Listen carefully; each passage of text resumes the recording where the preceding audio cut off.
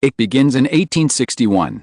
I have just inherited the throne of the Netherlands. This video is purely for entertainment and does not infringe on copyrights or laws. The rights to the novel and image belong to the original author. We do not claim ownership. Don't like waiting and want to listen to this fanfic in full now? Subscribe to our Patreon, where you'll find the best fanfics. Chapter 326 of the Sherman Antitrust Act was released. As these influential experts and professors in the Netherlands defended and attacked monopoly enterprises one round after another, not only did it cause heated discussions in the Dutch society, but even many people from the lower classes took to the streets in the Netherlands to demonstrate their dissatisfaction with the monopoly enterprises. This wave of enthusiasm even hit European countries, catching them off guard.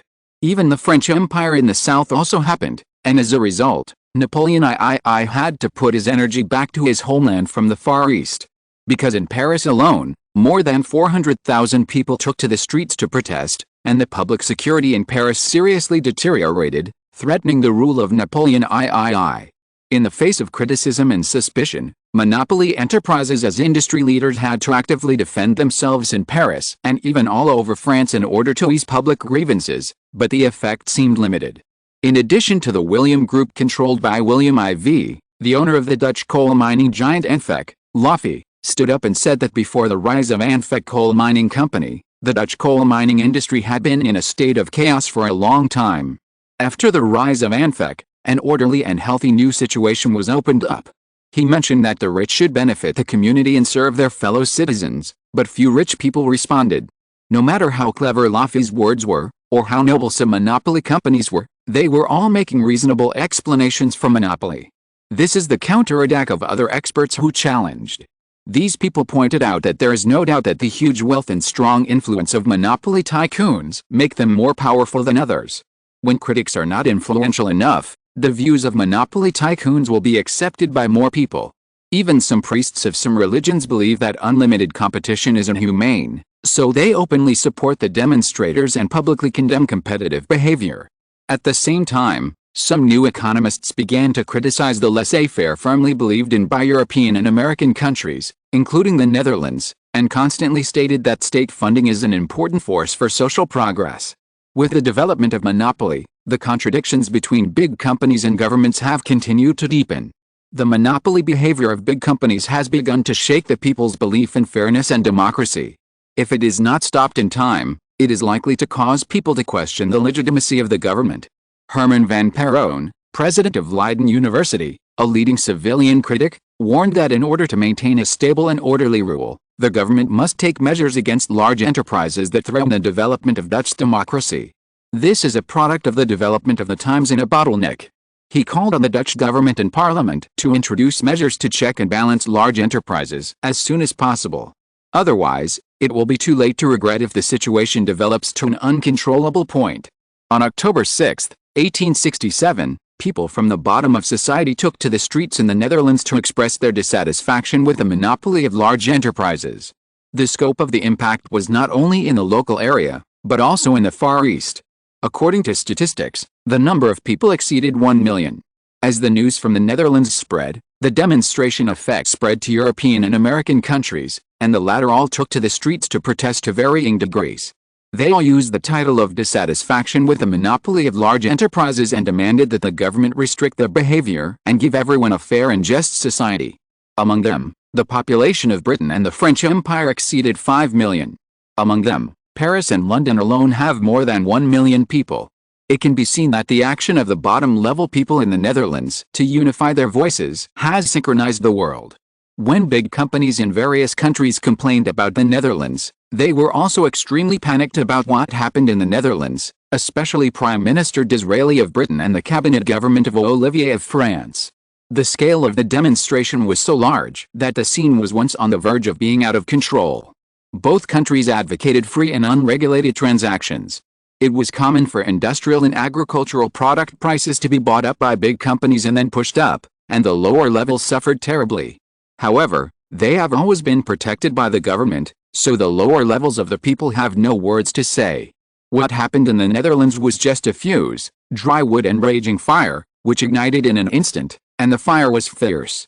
However, These two countries still persisted desperately, because it was the influence of big companies that made the top leaders of Britain and France dare not move casually, because these companies have become towering trees. If they move their cakes, it will backfire on the government and hurt the country. However, can they really withstand it? On October 15, 1867, the William Group, controlled by William IV, the largest monopoly company in the Netherlands, announced that it would be broken up into multiple companies and no longer appear as a whole. William Plastics, William Machinery, William Guns, William Warships, William Steel, William Coal, William Innovation, William Bicycles, William Bearings, and a series of other subsidiaries have officially become separate companies. This news shocked the Netherlands and even the entire Europe and the United States. Because the William Group occupies almost 30% of the production capacity of all walks of life in the Netherlands, and its business scope ranges from military equipment to daily necessities to industrial equipment. Even in the arms parts supplier, it has reached 60%. Such a giant is actually said to be disassembled. This makes everyone know what kind of solution the Dutch government will make in the face of civil society dissatisfaction this time. In the original structure of the group, King William IV of the Netherlands himself holds more than 50% of the shares of the group, and most of the other shares fall into the 17-member board of directors on the original Dutch East India Company, which holds 25%. The remaining 25% is held by other emerging consortiums or tycoons in the Netherlands. The reason for this allocation is that William Group's investment, when William IV was still the Crown Prince, accounted for half of the total investment in the company at the beginning of its establishment, and the 17-member board of directors accounted for a quarter. The remaining quarter was divided into 4 parts, and 1/16 was occupied by other Dutch consortiums and tycoons. William Group held meetings 3 times a year, and the meeting schedule was at least 7 days a week. The work of the board of directors of William Group included the group's annual operating status report, observing the operation of subsidiaries, and compiling accounting books. This is the most perfect group in the world. Even large companies in countries such as Britain and France are following its example and want to replicate its success. Not to mention Britain and France, the emerging consortiums of the United States, such as the Rockefeller Group and the Morgan Consortium, are trying their best to learn from William Group. Even the Rothschild family, the largest consortium family in Britain and even the world, has sent heirs to visit William Group in recent years to learn the advanced management concepts of the group. This is a hot topic among many people recently. William Group monopolizes the resources of a country and can be called a giant monster in the economic world. But is it such in existence, and now it has fallen apart? The pride of the Dutch is gone? This made the financial groups of various countries feel insecure, fearing that the storm of the Netherlands would blow towards them. However, the grassroots of various countries were even more excited, just like they were injected with chicken blood. The number of demonstrators increased rapidly. Paris actually reached 1.8 million people, and London reached a terrifying 2 million, accounting for 1/15 of the total population of the United Kingdom. The pressure on governments of various countries was unprecedentedly great. Governments of various countries glared at the Netherlands. On October 20, 1867, the leader of the Christian faction in the Dutch Senate, Old Sherman, led a group of 10 Christian members to jointly propose a bill against monopoly in the Dutch parliament, the antitrust law. Because it was proposed by Senator Sherman, it was also called the Sherman Antitrust Law. With the passage of the bill, the sharp economic and political contradictions in the Kingdom of the Netherlands were eased, and William IV's rule was consolidated. The strength of the Dutch entrepreneurs was damaged and their rights were restricted. This made it even smoother for the Dutch cabinet government to govern. However, the Netherlands has solved it, but what about the world? Chapter 327 Institutional Innovation. Trust is a high-level form of monopoly organization. Its purpose is to maximize profits. It refers to companies that produce the same kind of goods, or companies that are more closely related in reproduction, that unite to form a monopoly.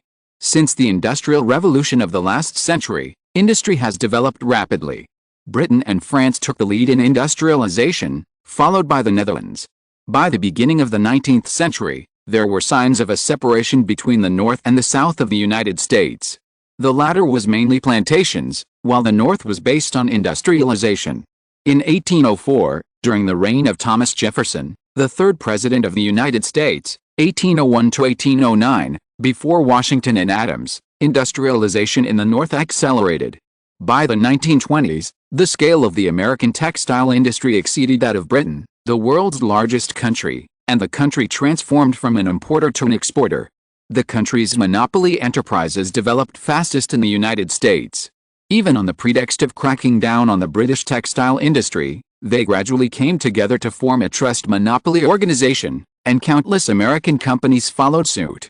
In this regard, Britain was not to be outdone. Domestic textile giants formed chambers of commerce one after another, intending to overwhelm the United States of America in terms of competitiveness.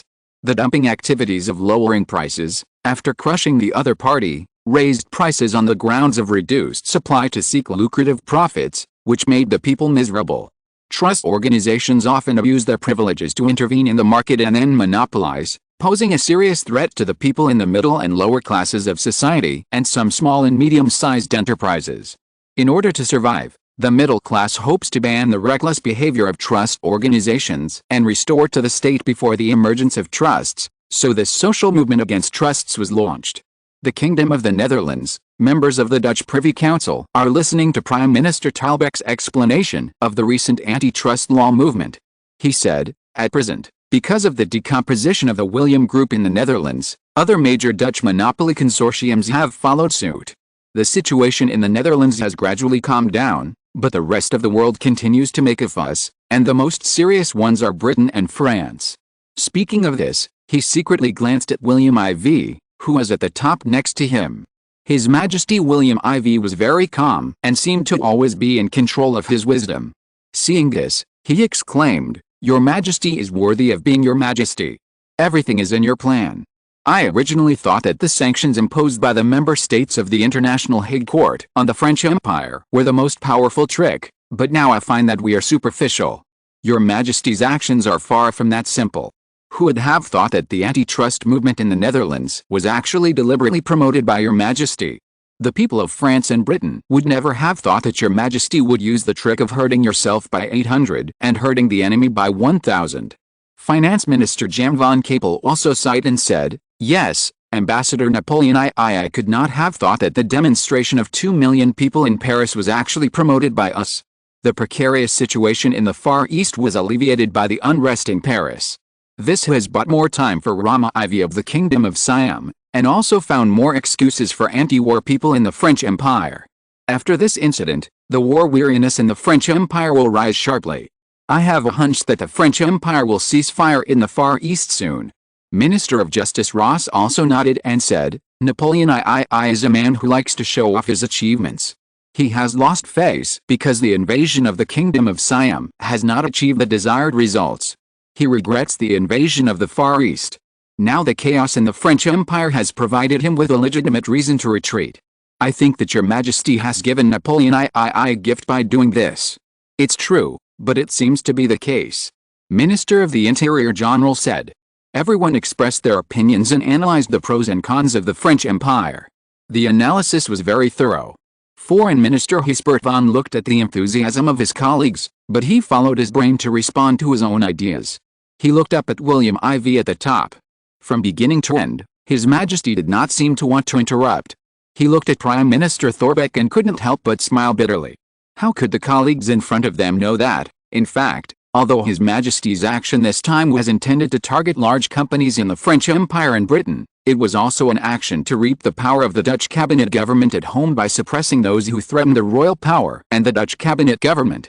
William IV said seriously at this time, since the restoration of the Kingdom of the Netherlands in 1815, the domestic capital consortium has grown into a towering tree after half a century of development.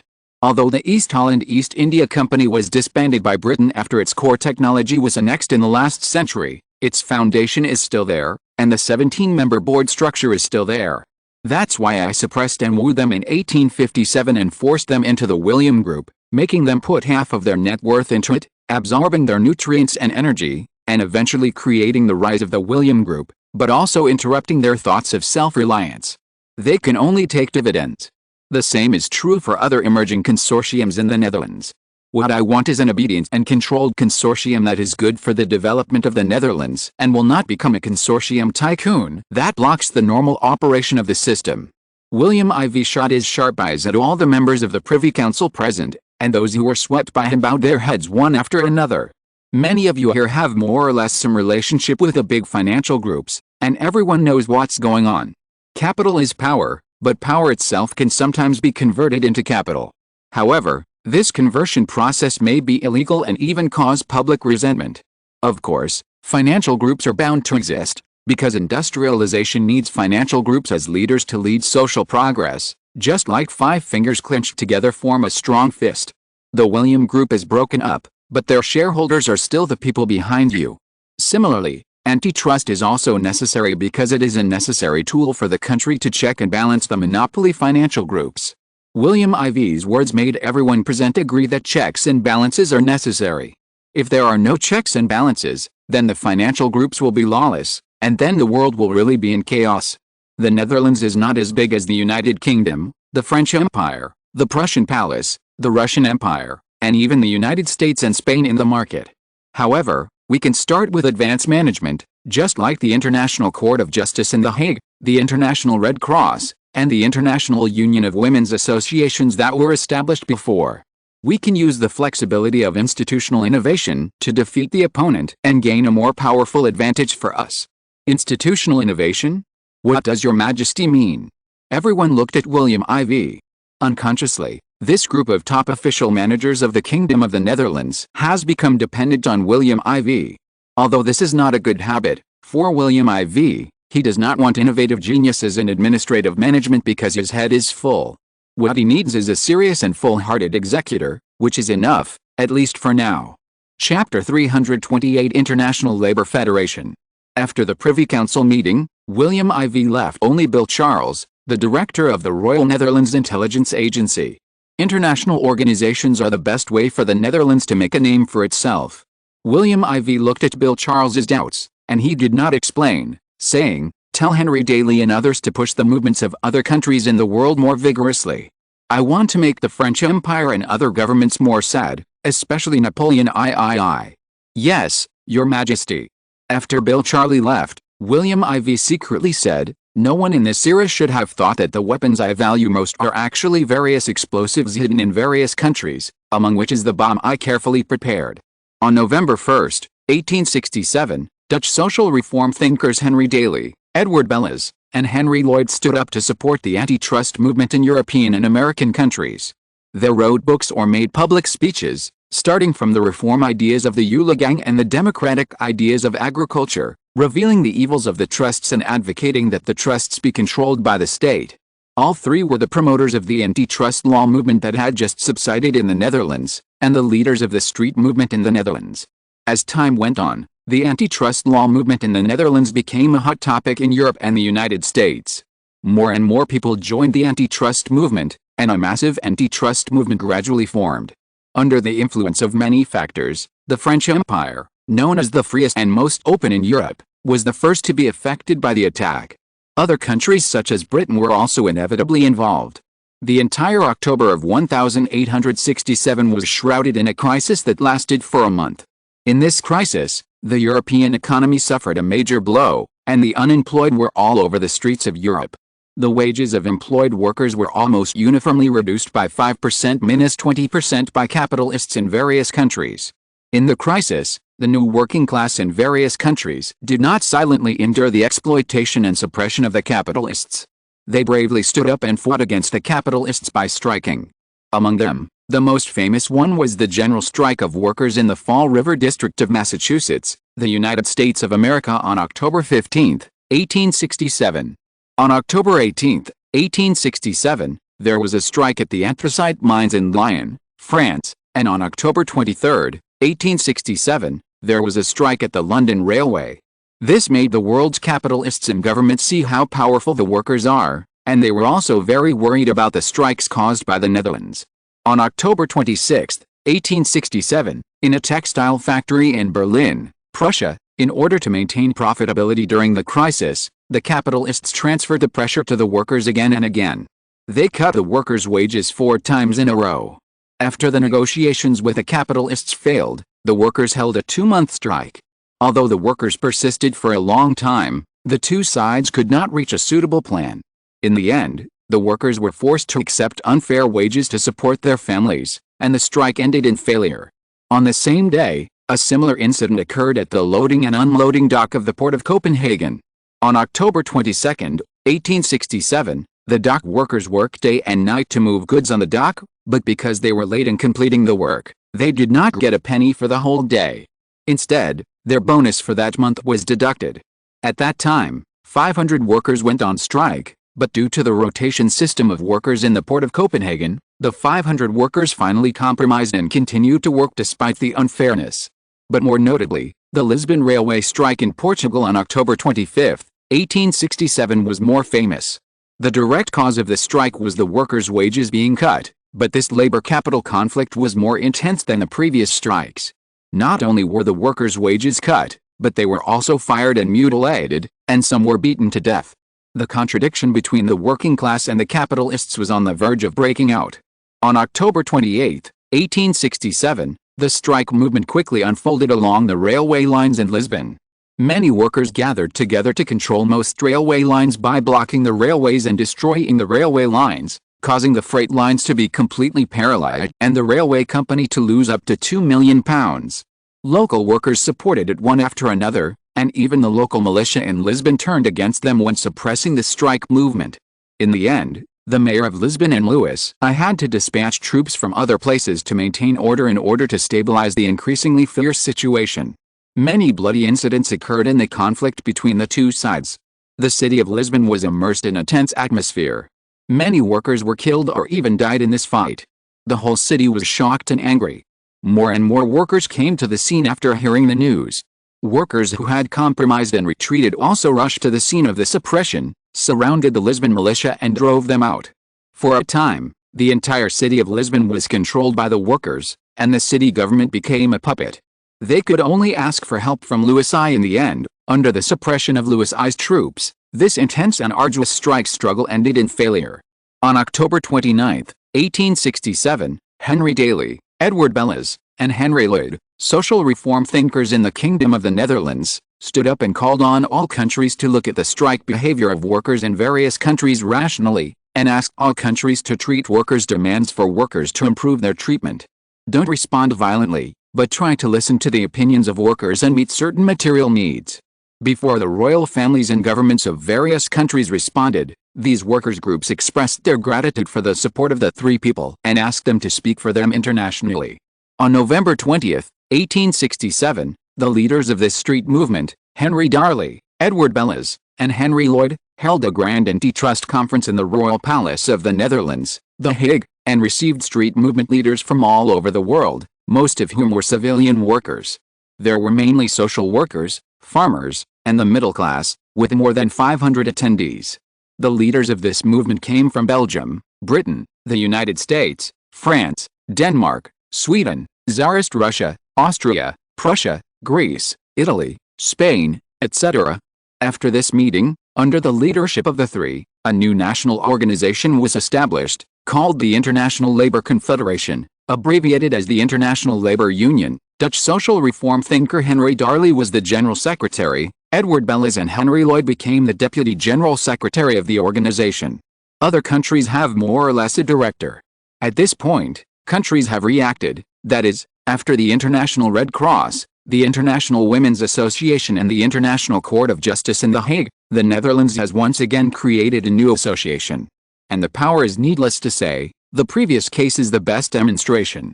This time, even the always calm Prime Minister Bismarck could not help but change color.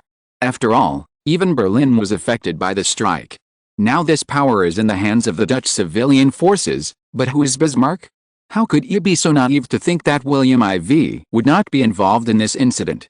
It seems that I underestimated this young Dutch king before. Chapter 329 Three Elements of Industrialization.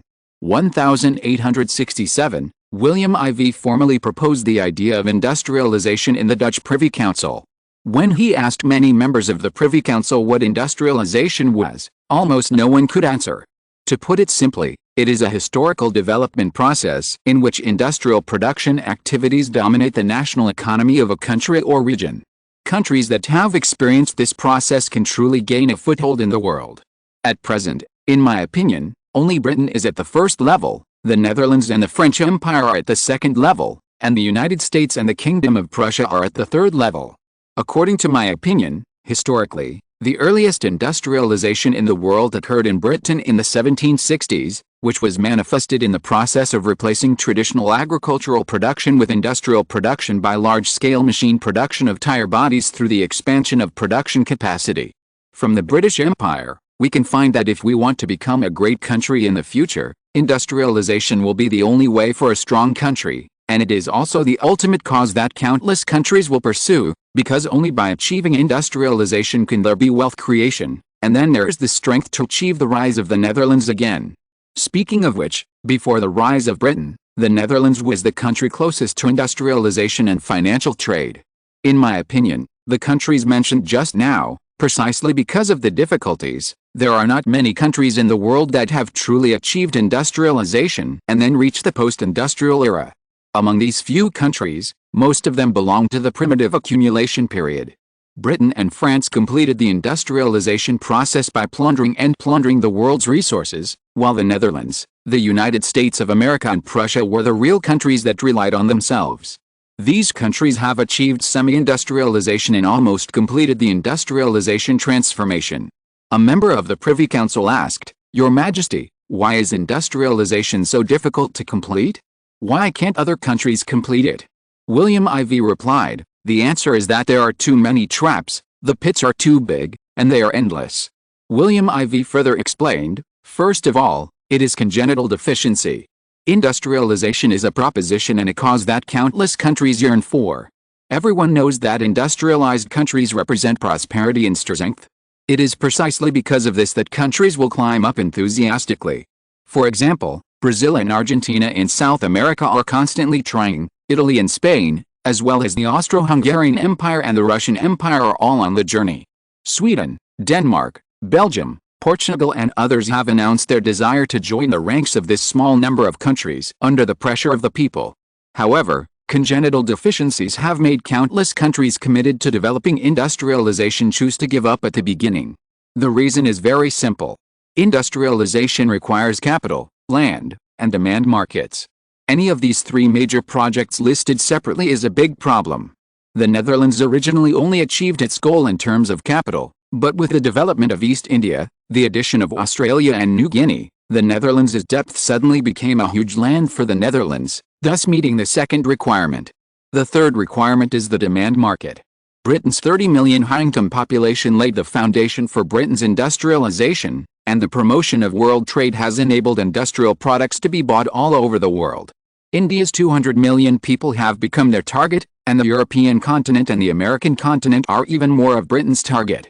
When William IV said this, Hespet van and others suddenly had their thoughts, and Hespet van asked, "So, the various strategic agreements that Your Majesty has promoted over the years, allowing the Netherlands to launch alliances with various countries, are actually based on the small population of the Netherlands. The base constantly increased the market territory of Dutch industrial products?" William IV said approvingly, "Yes, until now, the Dutch population in the Netherlands is only 10 million, and this is the limit reached by patching together.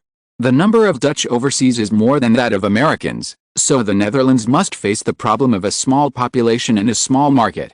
Education Minister Ruud Bels asked, "So Your Majesty has absorbed 20 million native people from the Far East in Africa?" William IV smiled and said, "Yes, this is a bold attempt." Minister of Education Ruud Bels asked immediately, "But, the education level and purchasing power of these people do not seem to be very high." William IV looked at him approvingly, and then said, "That's right. It seems that their market effect is still too early. However, don't forget that their role is actually in promoting the process of industrialization. They are currently in the form of labor. Imagine that more than 7 million of the 20 million natives can join the labor force of the Kingdom of the Netherlands, just like the previous wars. These natives are the auxiliary of the Dutch army on the battlefield to reduce the casualties of the Dutch. This is their current role. However, with the improvement of education level, the change of their role in the process of industrialization, the absorption and upgrading of labor technology, etc., their wages in factories will rise, and the purchasing power will be released in the future.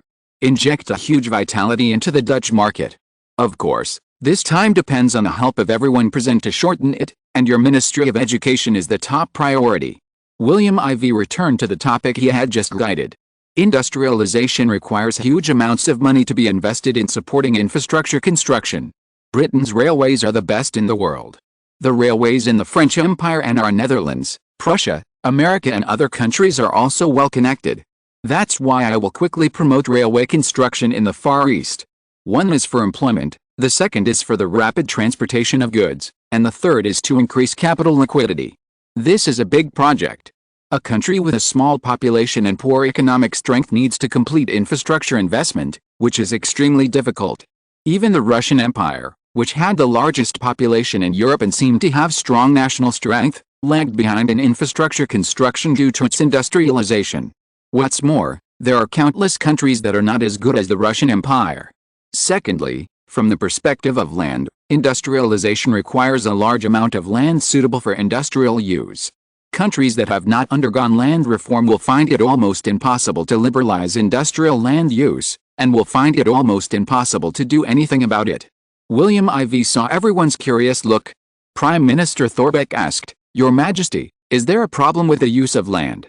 "Yes, that's right."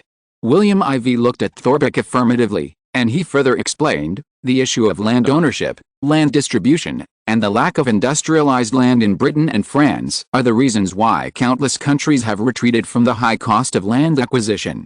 Imagine if a large factory of several kilometers is to be built around your home, with an investment of hundreds of thousands of pounds, but the land needed seems to be far from enough, but your yard, etc., is to be purchased at a low price.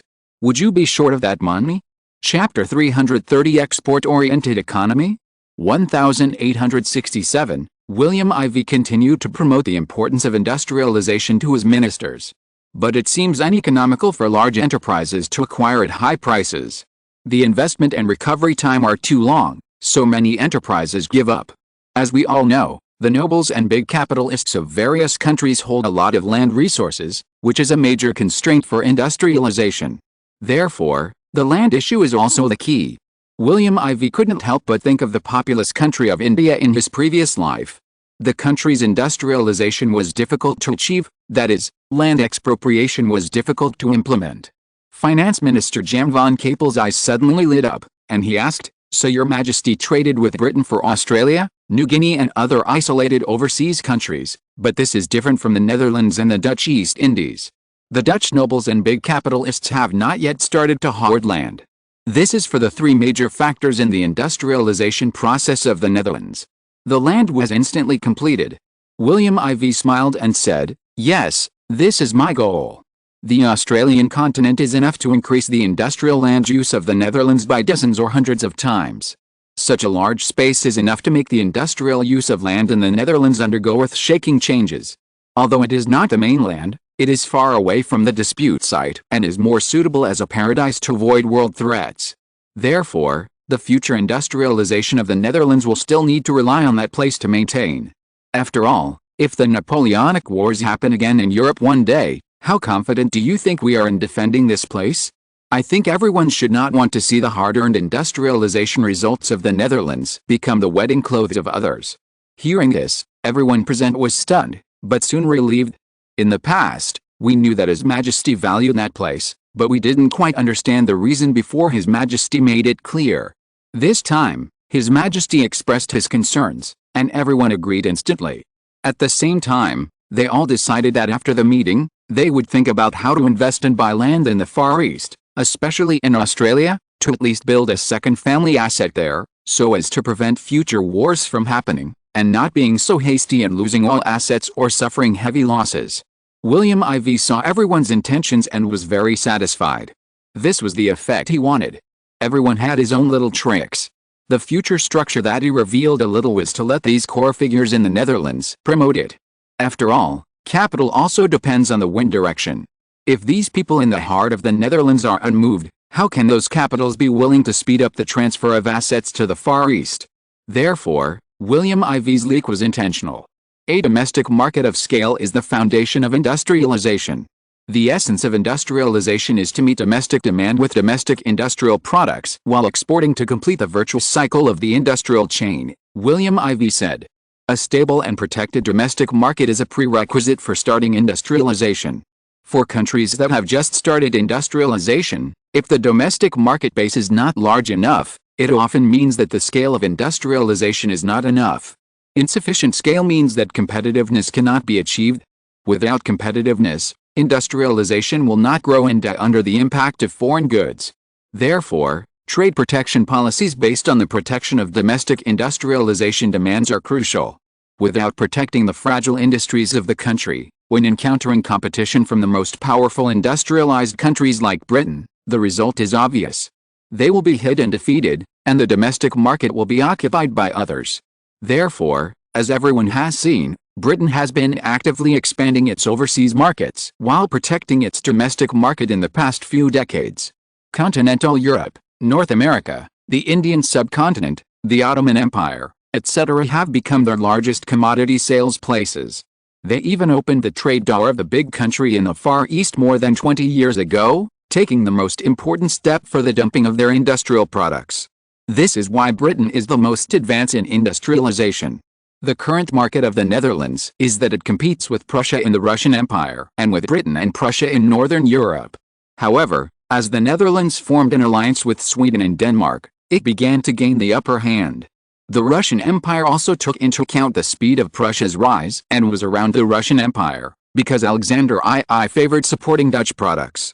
The American countries are also the distribution and sales centers of Dutch products, and the Kingdom of Siam is also a battlefield for our commercial competition with Britain.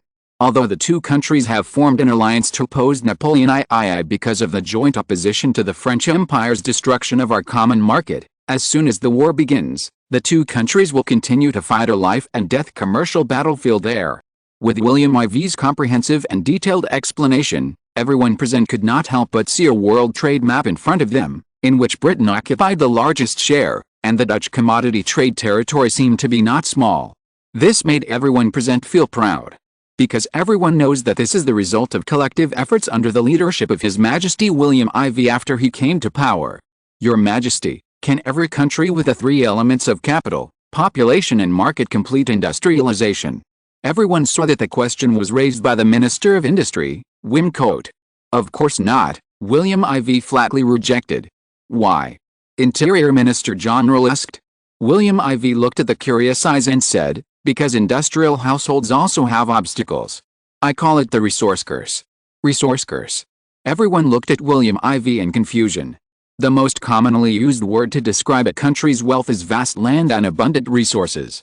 There are many countries with the largest land area in the world, and there are also many countries with rich resources. For example, Brazil and Argentina in South America. The grain of these two countries is exported every year, and mining giants in Europe and the United States are prospecting and mining in their countries. The Russian Empire is right in front of us, spanning the Eurasian continent. The Ottoman Empire can be said to be vast and abundant. These countries can be said to be gifted. All of these countries listed by William IV are among the largest countries in the world.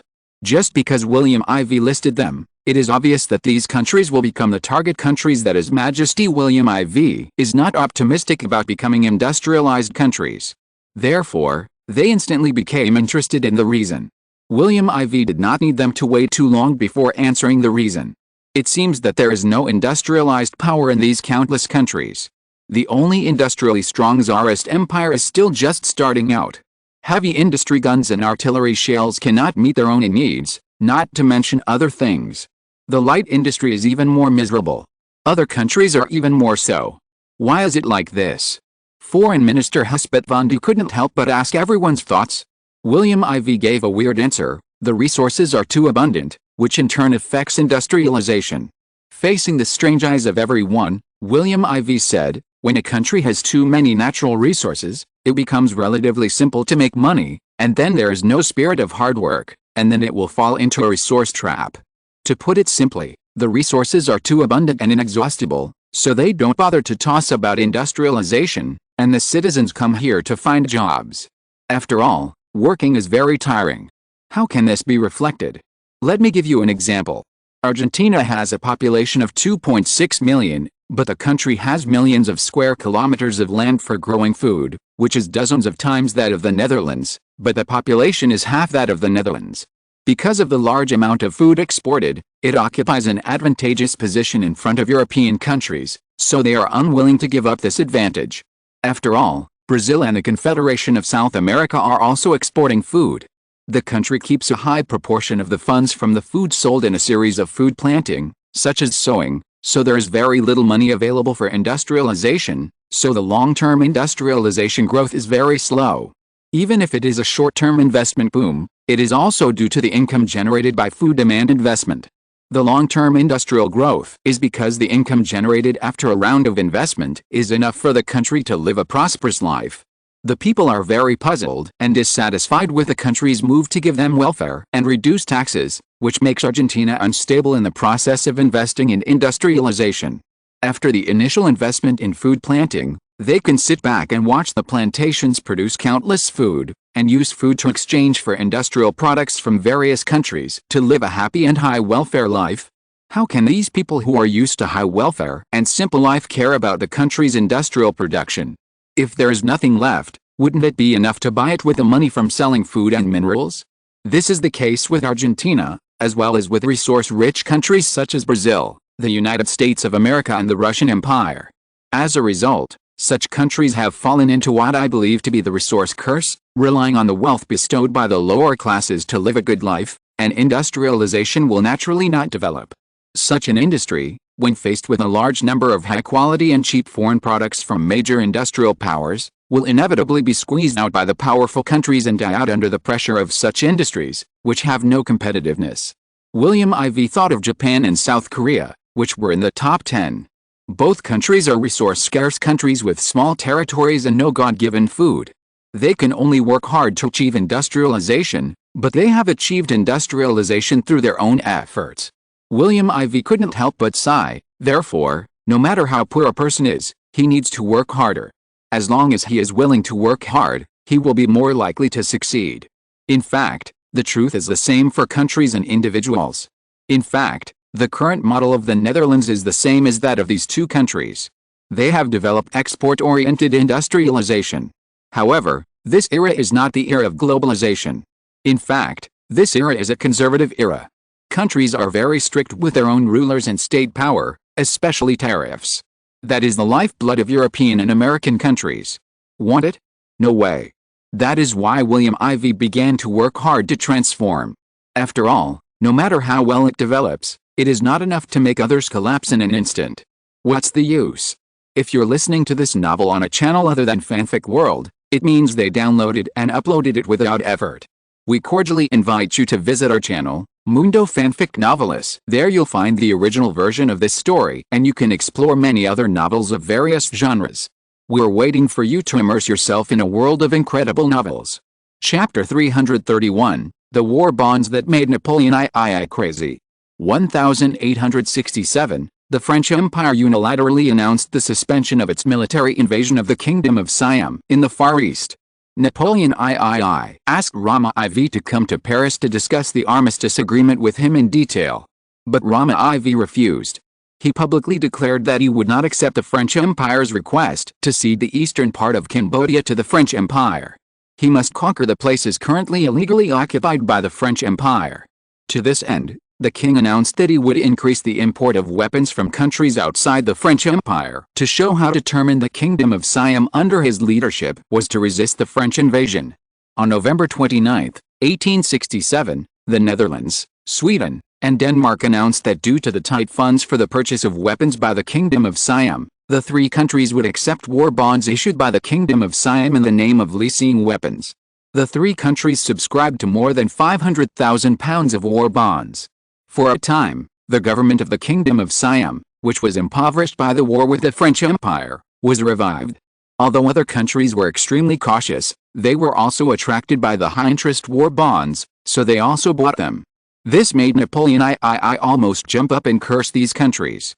After all, the French Empire originally wanted to rely on its comprehensive strength to wear the other side to death.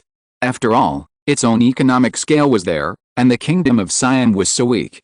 No matter which aspect, the Kingdom of Siam could not continue. Originally, Napoleon III had already collected intelligence agencies and found that the Kingdom of Siam had reached the point of exhaustion and they had no money. It just so happened that he threw out the name of peace negotiations, and the other party should come over happily to ask for an end to the war. In that case, France could slowly enjoy the pleasure of cutting meat on the Kingdom of Siam under the premise of threats. Unexpectedly, the three Nordic countries such as the Netherlands would come to this. This was definitely a big blow to the French Empire. Although this was not new in Europe, he did not expect that the Far East would also issue war bonds, and it was worth buying with confidence by European and American countries. This time, his wishful thinking fell through again. Thinking of this, he could not help but feel hatred towards the three Nordic countries. On November 25, 1867, William Ivy's Privy Council meeting continued. After William Ivy had just asked all members to promote industrialization in the Netherlands, the Minister of Industry, Wim Cotter, became the next person to be noticed, because he was specifically asked by the future William Ivy to talk about the progress of industrialization, especially the recent progress since 1867. On February 1, 1867, the Dutch William Gunpowder Company and the Swedish Nobel Company jointly invented the match. The two companies established a joint company to jointly manage the global sales of matches. The 5 parts of the match include stem manufacturing, stem processing, match head manufacturing, box manufacturing, packaging, and phosphorus brushing. It is beautiful and safe to use. Once it was launched on the market, it captured a large number of users. With its promotion and wide range of use, it defeated most similar products in the world at once. Even the ancient country in the Far East, the flint they had used for thousands of years, was quickly replaced. The matches imported by their 13 foreign companies were imported in less than a month. At the price of 5 cents of silver to buy 1 luo equals 144 boxes, more than 100 million boxes were imported from the William Gunpowder Company.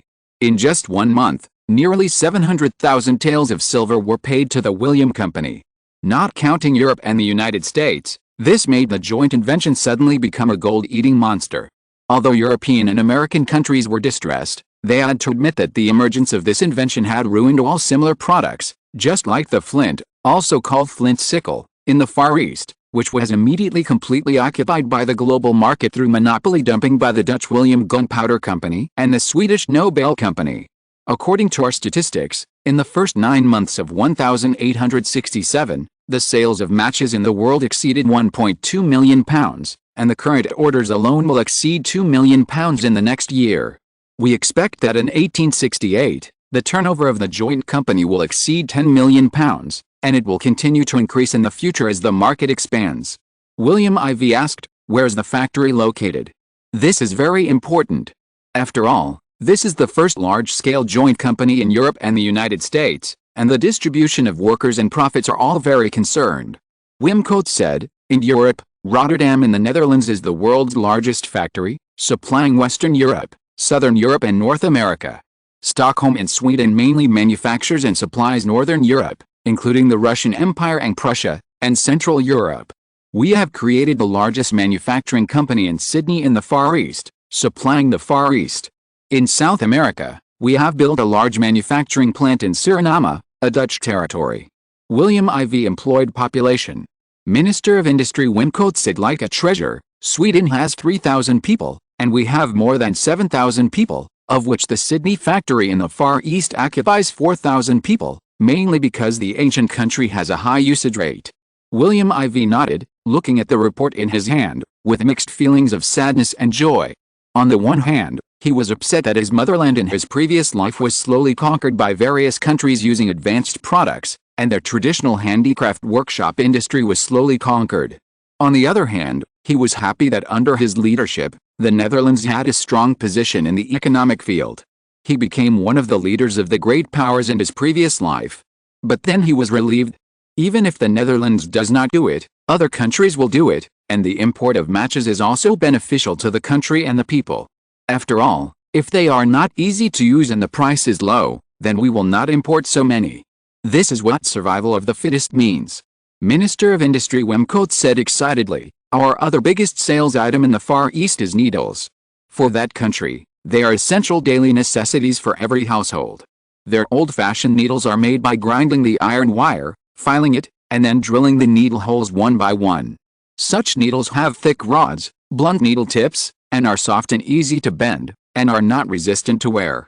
The machine-made foreign needles imported from Europe and the United States have thin iron rods, smooth and hard, and sharp needle tips. They are much easier to use for sewing clothes than traditional needles. Although the price of our needles was higher than traditional needles at first, after the ancient country opened its doors in 1860, the price of Western needles plummeted. Every 100 Western imported needles were sold for only 2.5 cents, which was much cheaper than their traditional needles. In 1861, the import of Western imported needles was 207 million. In the following years, the speed doubled. In 1865, the import was 857, and even this year in 1867, it has reached 1.958 billion, completely defeating the traditional needle manufacturing. When the people who were working on the factory heard these data, they looked at him in shock. More than 1.9 billion, nearly 2 billion? What a terrifying data. The one who is close to the water gets the moon first. The Netherlands has so many large workshops in the Far East. Seeing that Minister of Industry Wim Coat was so excited, needless to say, they also knew that the Netherlands' share of the Western imported needles imported by this Far Eastern country is definitely not small. Even William IV was confused by the data of 2 billion. According to his understanding, the population of that ancient country is less than 1/5 of that data now, and they have 4 needles per person. Minister of Industry Wim Coat said happily, "We, the Netherlands, occupy more than 60% of the share of the Melbourne supply factory, which means that more than 1.2 billion needles are manufactured by us." He seemed to be influenced by William IV, knowing that His Majesty valued employment, so he followed and said, "Nearly 5,000 employees. A large needle manufacturing factory with 5,000 people?" William IV would not think that this factory was specifically for supplying that country. After all, there are surrounding areas there. South America is a huge market. In the construction of plastic factories, because the Dutch East India Rubber there is the world's largest production base, we built the world's largest plastic factory group in Jakarta and Lampung, Sumatra, etc. There are more than 200,000 workers in the plastic supply chain and finished product factories, starting from planting rubber trees to rubber finished products, etc., all in one go. The products here supply global demand, and it is an industry that is difficult for us to be shaken by other powers in the world. That is to say, it has monopolized the global plastic industry. In this era, plastic technology is one of the most advanced technologies. There is no idea of environmental protection, and there is no pollution. Therefore, the production in the Netherlands is more full-powered in large-scale production, supplying the needs of traditional industrial powers such as Britain and France. The plastic industry in the Netherlands is diverse, and under the guidance of William IV, it maintains low prices. For other countries, if they want to enter the ranks rashly, they must invest a lot of money in research and development technology, purchase machines, hire a large number of workers, etc. After a series of work, it is difficult for ordinary companies to bear it, not to mention that the Netherlands shamelessly keeps selling at low prices. This is also why the governments of Britain, France and other countries are willing to reduce their dependence on Dutch plastics, but there are no large domestic companies to enter the industry, so they can only sigh at the Netherlands. There are 200,000 jobs, and there are only more than 8 million people in East India. This supply chain alone has created 200,000 jobs, 4% of the population. Therefore, we must strictly control management, otherwise it will lead to a crisis in governance and management, just like the strikes in Europe and the United States some time ago. We need to learn from it. The people present naturally would not object to William IV's reminder. Because the anti-monopoly movement led by the Netherlands eventually turned into a strike in various places, and it was a transnational one, with an unprecedented scale, so that governments of various countries were reluctant to respond, which made countries begin to have no time to care about other things. The French Empire even suspended its military actions in the Far East, which was an unexpected surprise. However, this also proves that industry has entered a period of great development. Look, small workshops in the past would not have such a great influence, which made governments of various countries panic. The population of large cities is gradually increasing, which has shown that in the future, urbanization and industrialization will be the main direction of national development. Chapter 332 The Crisis of the Dutch in North America. American President Lincoln and Secretary of State Seward want to suppress the Dutch people headed by the Vice President. Just when William IV was about to continue with the theme of industrialization, a message from North America came. which made his face change. He hurriedly left two intelligence directors, Mackay Sean and Bill Charlie, Prime Minister Thorbecke and Foreign Minister Hysbert von, to develop countermeasures. Time went back to the day before, the American Commonwealth in North America, Washington, November 28, 1867. Will this irritate the Netherlands and make them really decide to break with us? Although President Lincoln did not trust Secretary of State Seward, he knew that Seward would never slack off in the face of the American Commonwealth, a big ship where everyone was. But as the President of the American Commonwealth, he knew better that although the American Commonwealth looked huge, at least in North America, it was not necessarily weaker than some European powers such as Spain and Italy.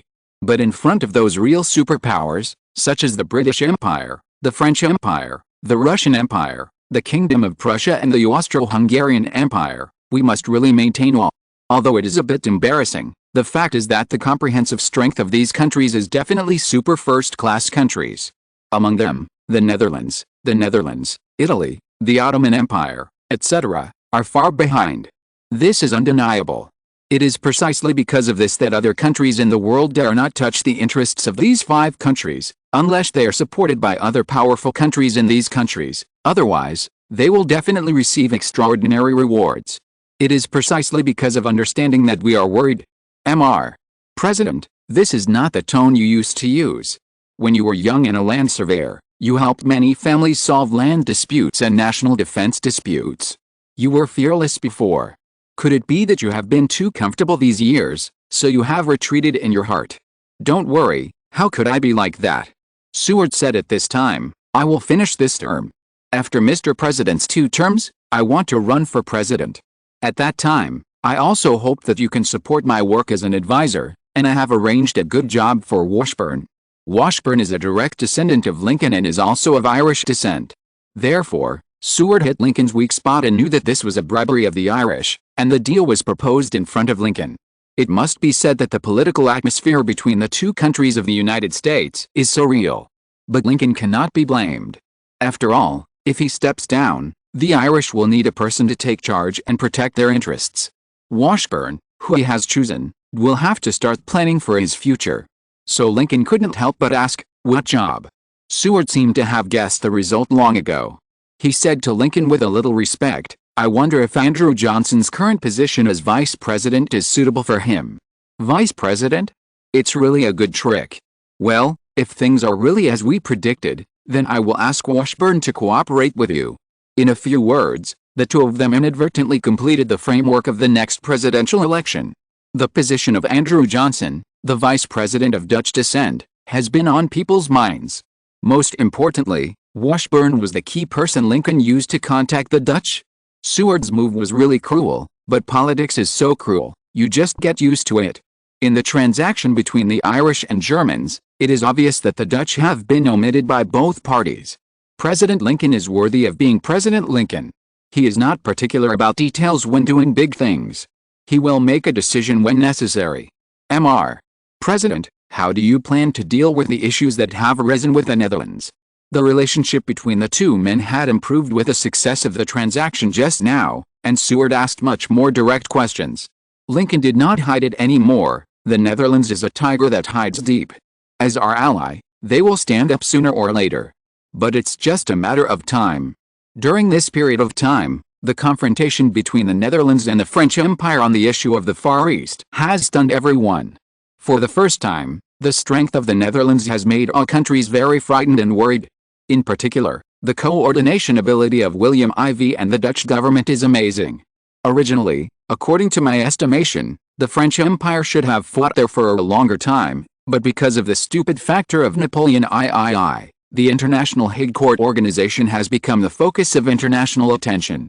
But what surprised me at the time was that I thought it was mainly verbal support, but I didn't expect the Netherlands to promote the so-called sanctions against the French Empire, and directly took out weapons and sent them to the hands of the Kingdom of Siam.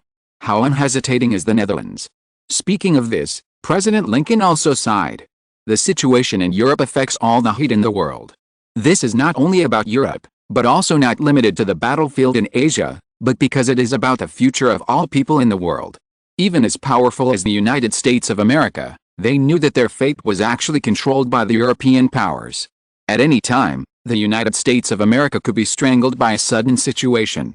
After all, the establishment of the Confederate States of America, which was recognized by all countries, was a true reflection of this. This was only with the support of Britain. What if other countries joined Britain? Lincoln thought it was terrible. This forced him, as the President of the United States of America, to plan carefully. When you say you will no longer hesitate, do you mean targeting the Kingdom of the Netherlands? So you want to ease relations with the French Empire? Seward looked at Lincoln and said. Lincoln nodded. Seward said, now the French Empire is in a difficult situation. The French Empire currently has too many enemies.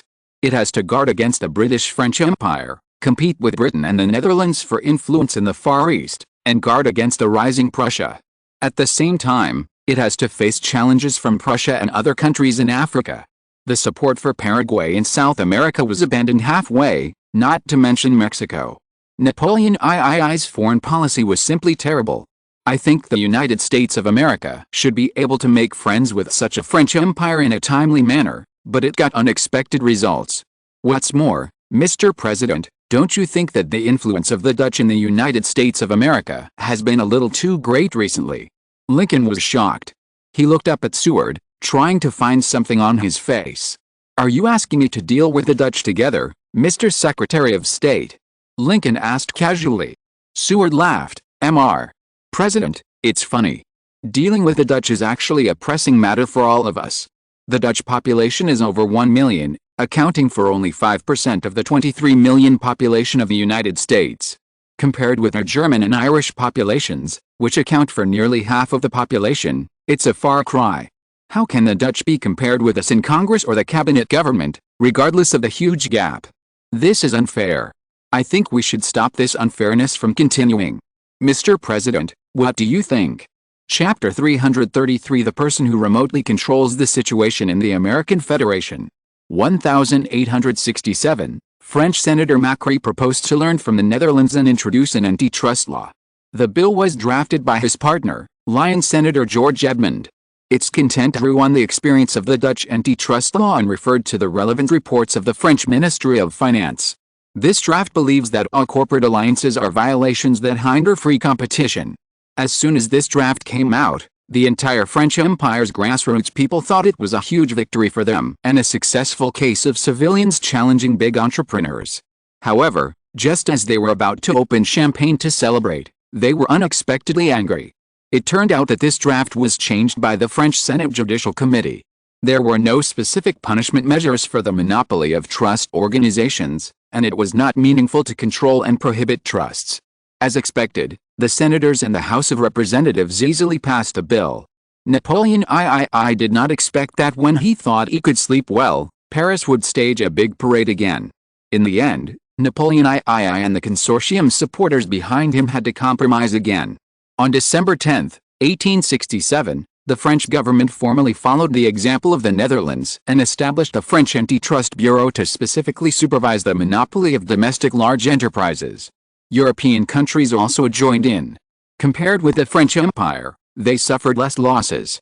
When President Lincoln and Seward, two Irish and German giants, secretly met without telling the Dutch, they did not expect that they would be monitored, and their conversation soon fell into the ears of William IV far away in Europe. William IV looked at the intelligence about the detailed conversation between President Lincoln and Seward, secretly giving strength to the intelligence personnel lurking around them, and was slightly disappointed with President Lincoln, and felt more disgusted with Seward. William IV looked at the Dutch International Intelligence Director Mackay Shawn and the Dutch Royal Intelligence Director Bill Charley, and finally set his sights on Prime Minister Thorbecke and Foreign Minister Gijsbert van. Ladies and gentlemen, facing the American Secretaries of State Lincoln and Seward who have become increasingly unfriendly to the Dutch, what countermeasures do you have prepared? Your Majesty, I think it is obvious that Secretary of State Seward is planning to use the remaining 2 years of President Lincoln's term to pave the way for himself, and the bargaining chip is to use transactions to get through Lincoln, who is of Irish descent, and then take advantage of the fact that the Dutch are too influential, and then plan to promote an alliance between the Irish and Germans to suppress the Dutch and the American government structure. If we really want to deal with him, I think it is better. We need a strategy of using barbarians to control barbarians.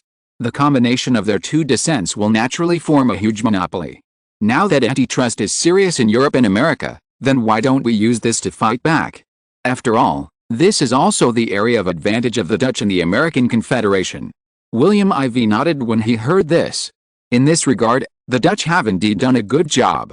In 1867, the 6 most influential newspapers in the United States of America were ranked from largest to smallest: the New York Times, Dutch; the New York Post, Irish; the Washington Post, German; the Chicago Times, Dutch; the San Francisco Times, German; the Washington Times, Dutch.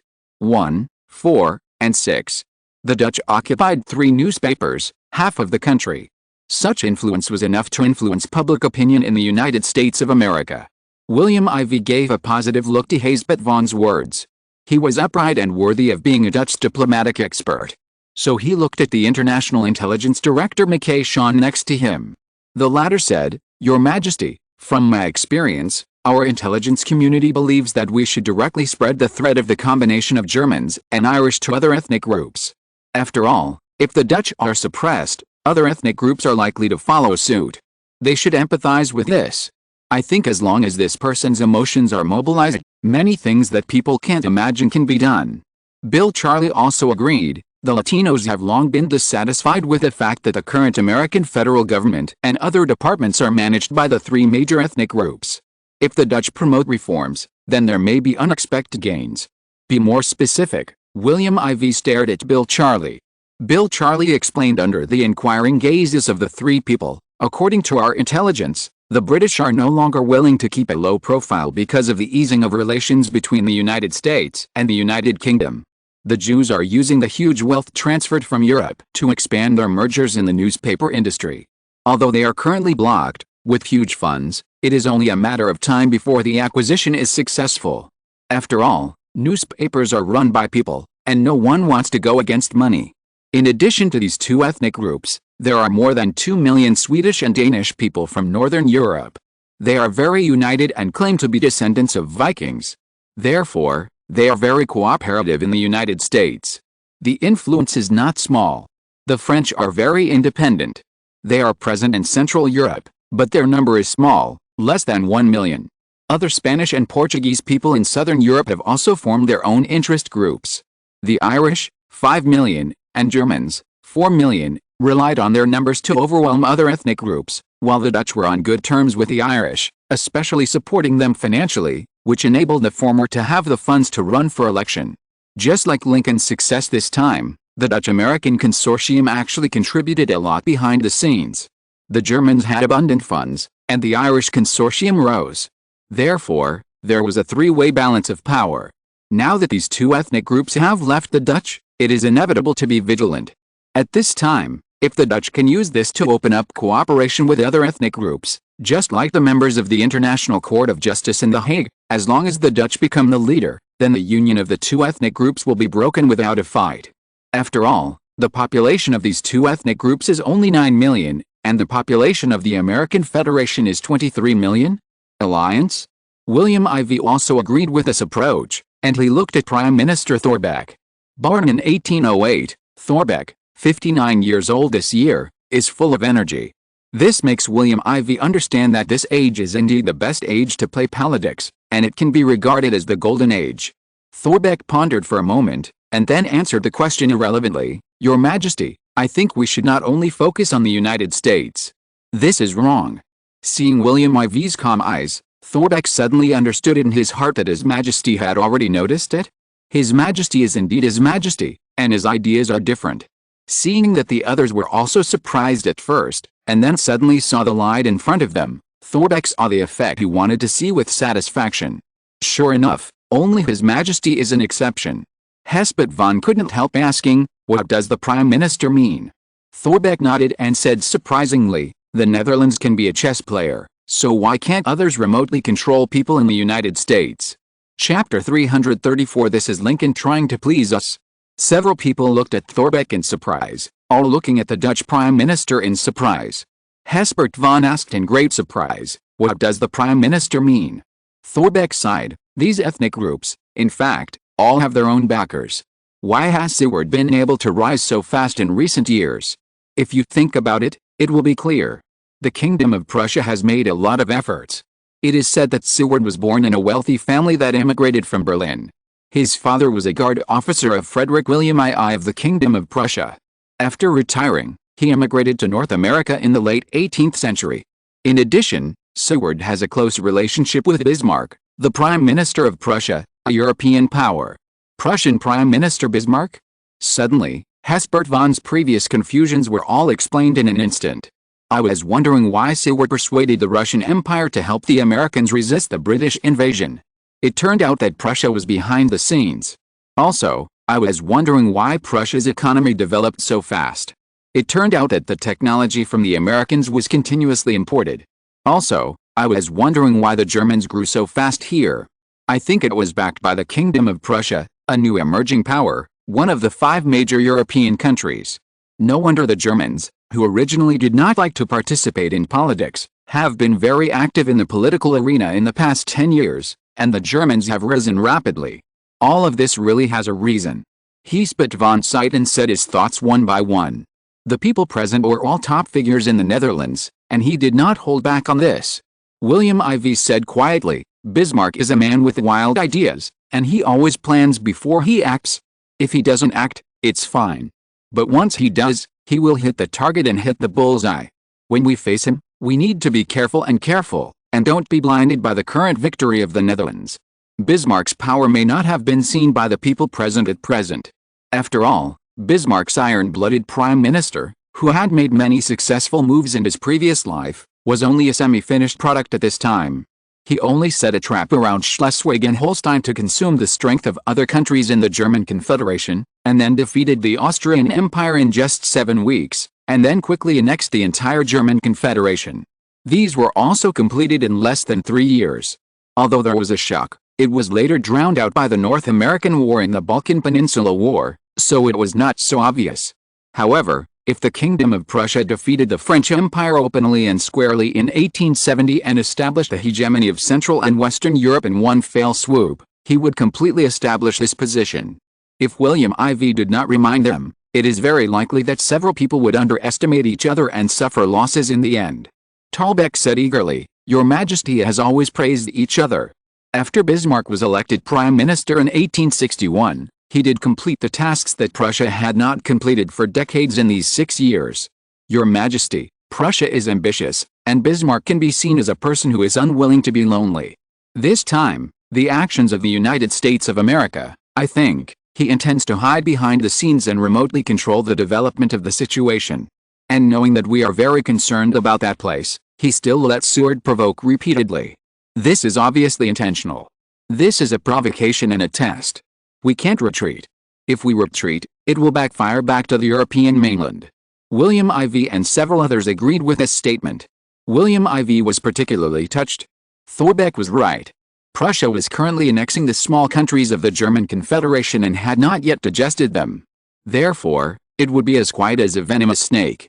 The snake body and tail were coiled there motionless, but the snake head was raised there, looking around, looking for the next target, ready to wait until the snake swallowed the elephant that had just been digested in the body, and then attack again. Intervening in the United States of America was just Bismarck's intentional or unintentional foreshadowing. William IV did not believe that Bismarck would do useless work. Obviously, this was for a purpose.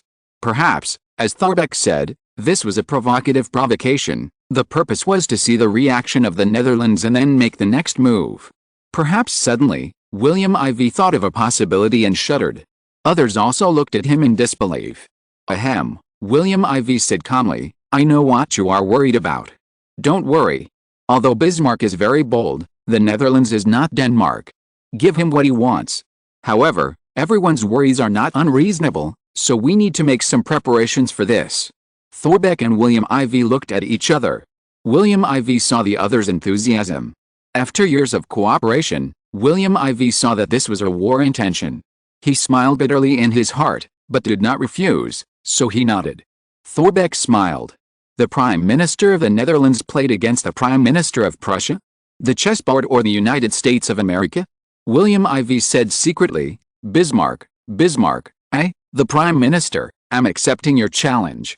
I just don't know if the situation in North America will tremble because of your fight. William IV thought of this and was looking forward to it.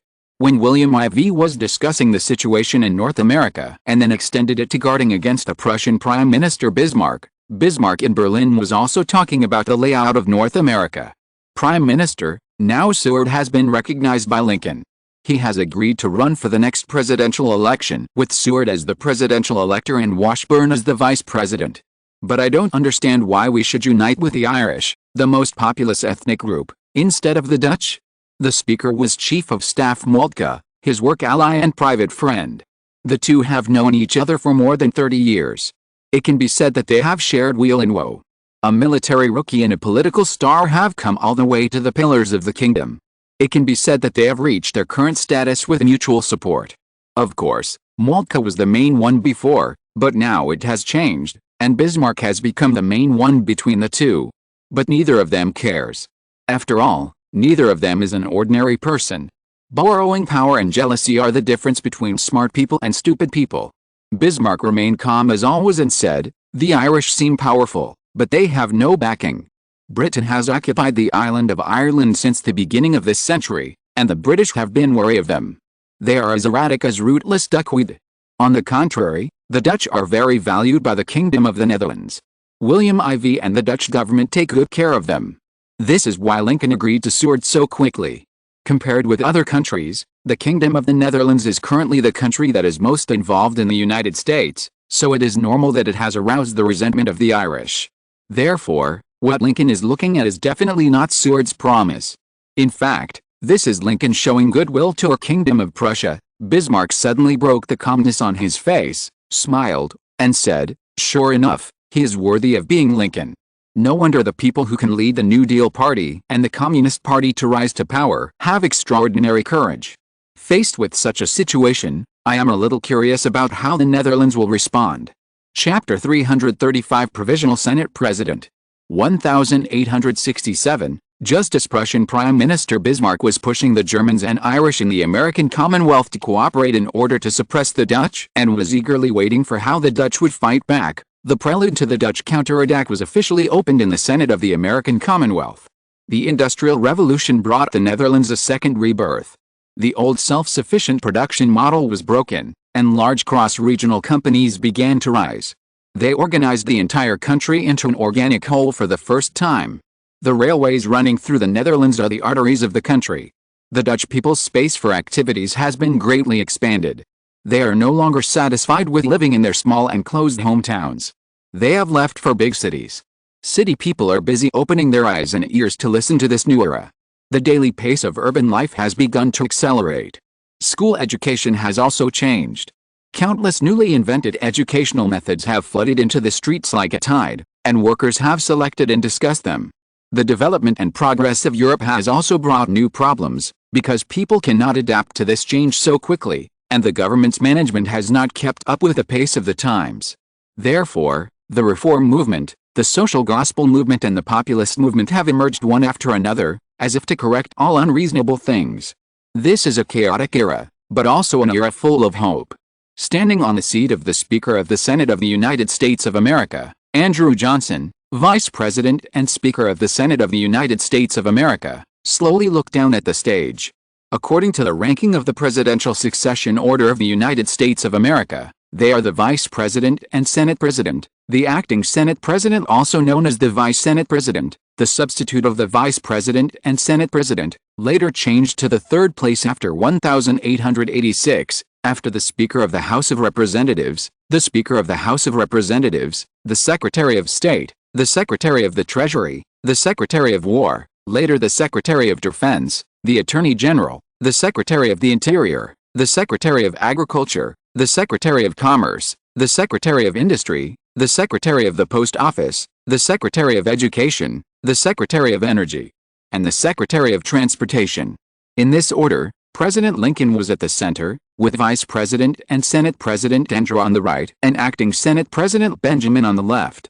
All 70 senators were present. There were originally 100 senators in the 50 states, but now Hawaii and Alaska are in the hands of the Netherlands, and the Confederate States of America ruled by Davis in the South occupies 13 states.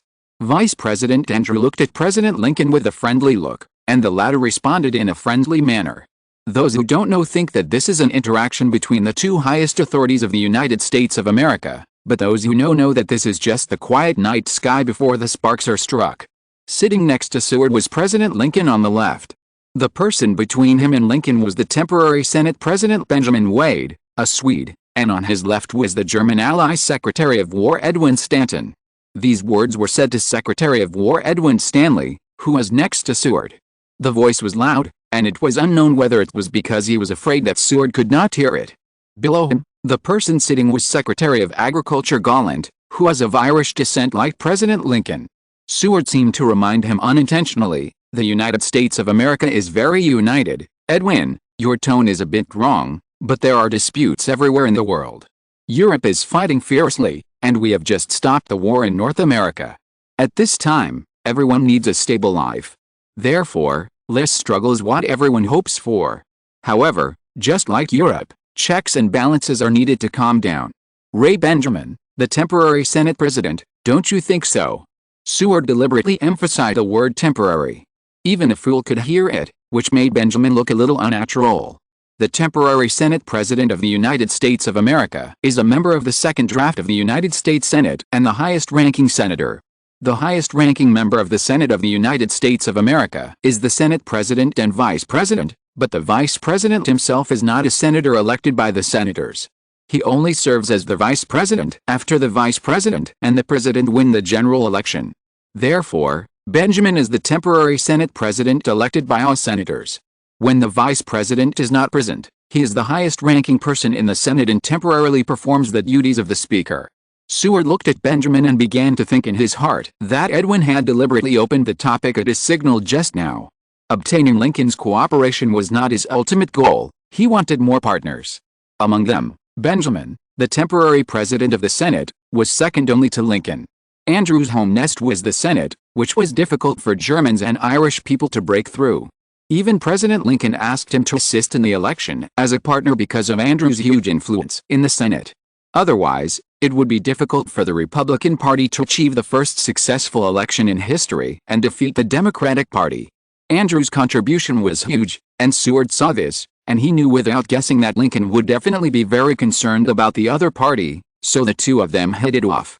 If you want to suppress the other party, you must start from the inside, so Benjamin, the temporary President of the Senate, became the person Seward favored because of his political stance.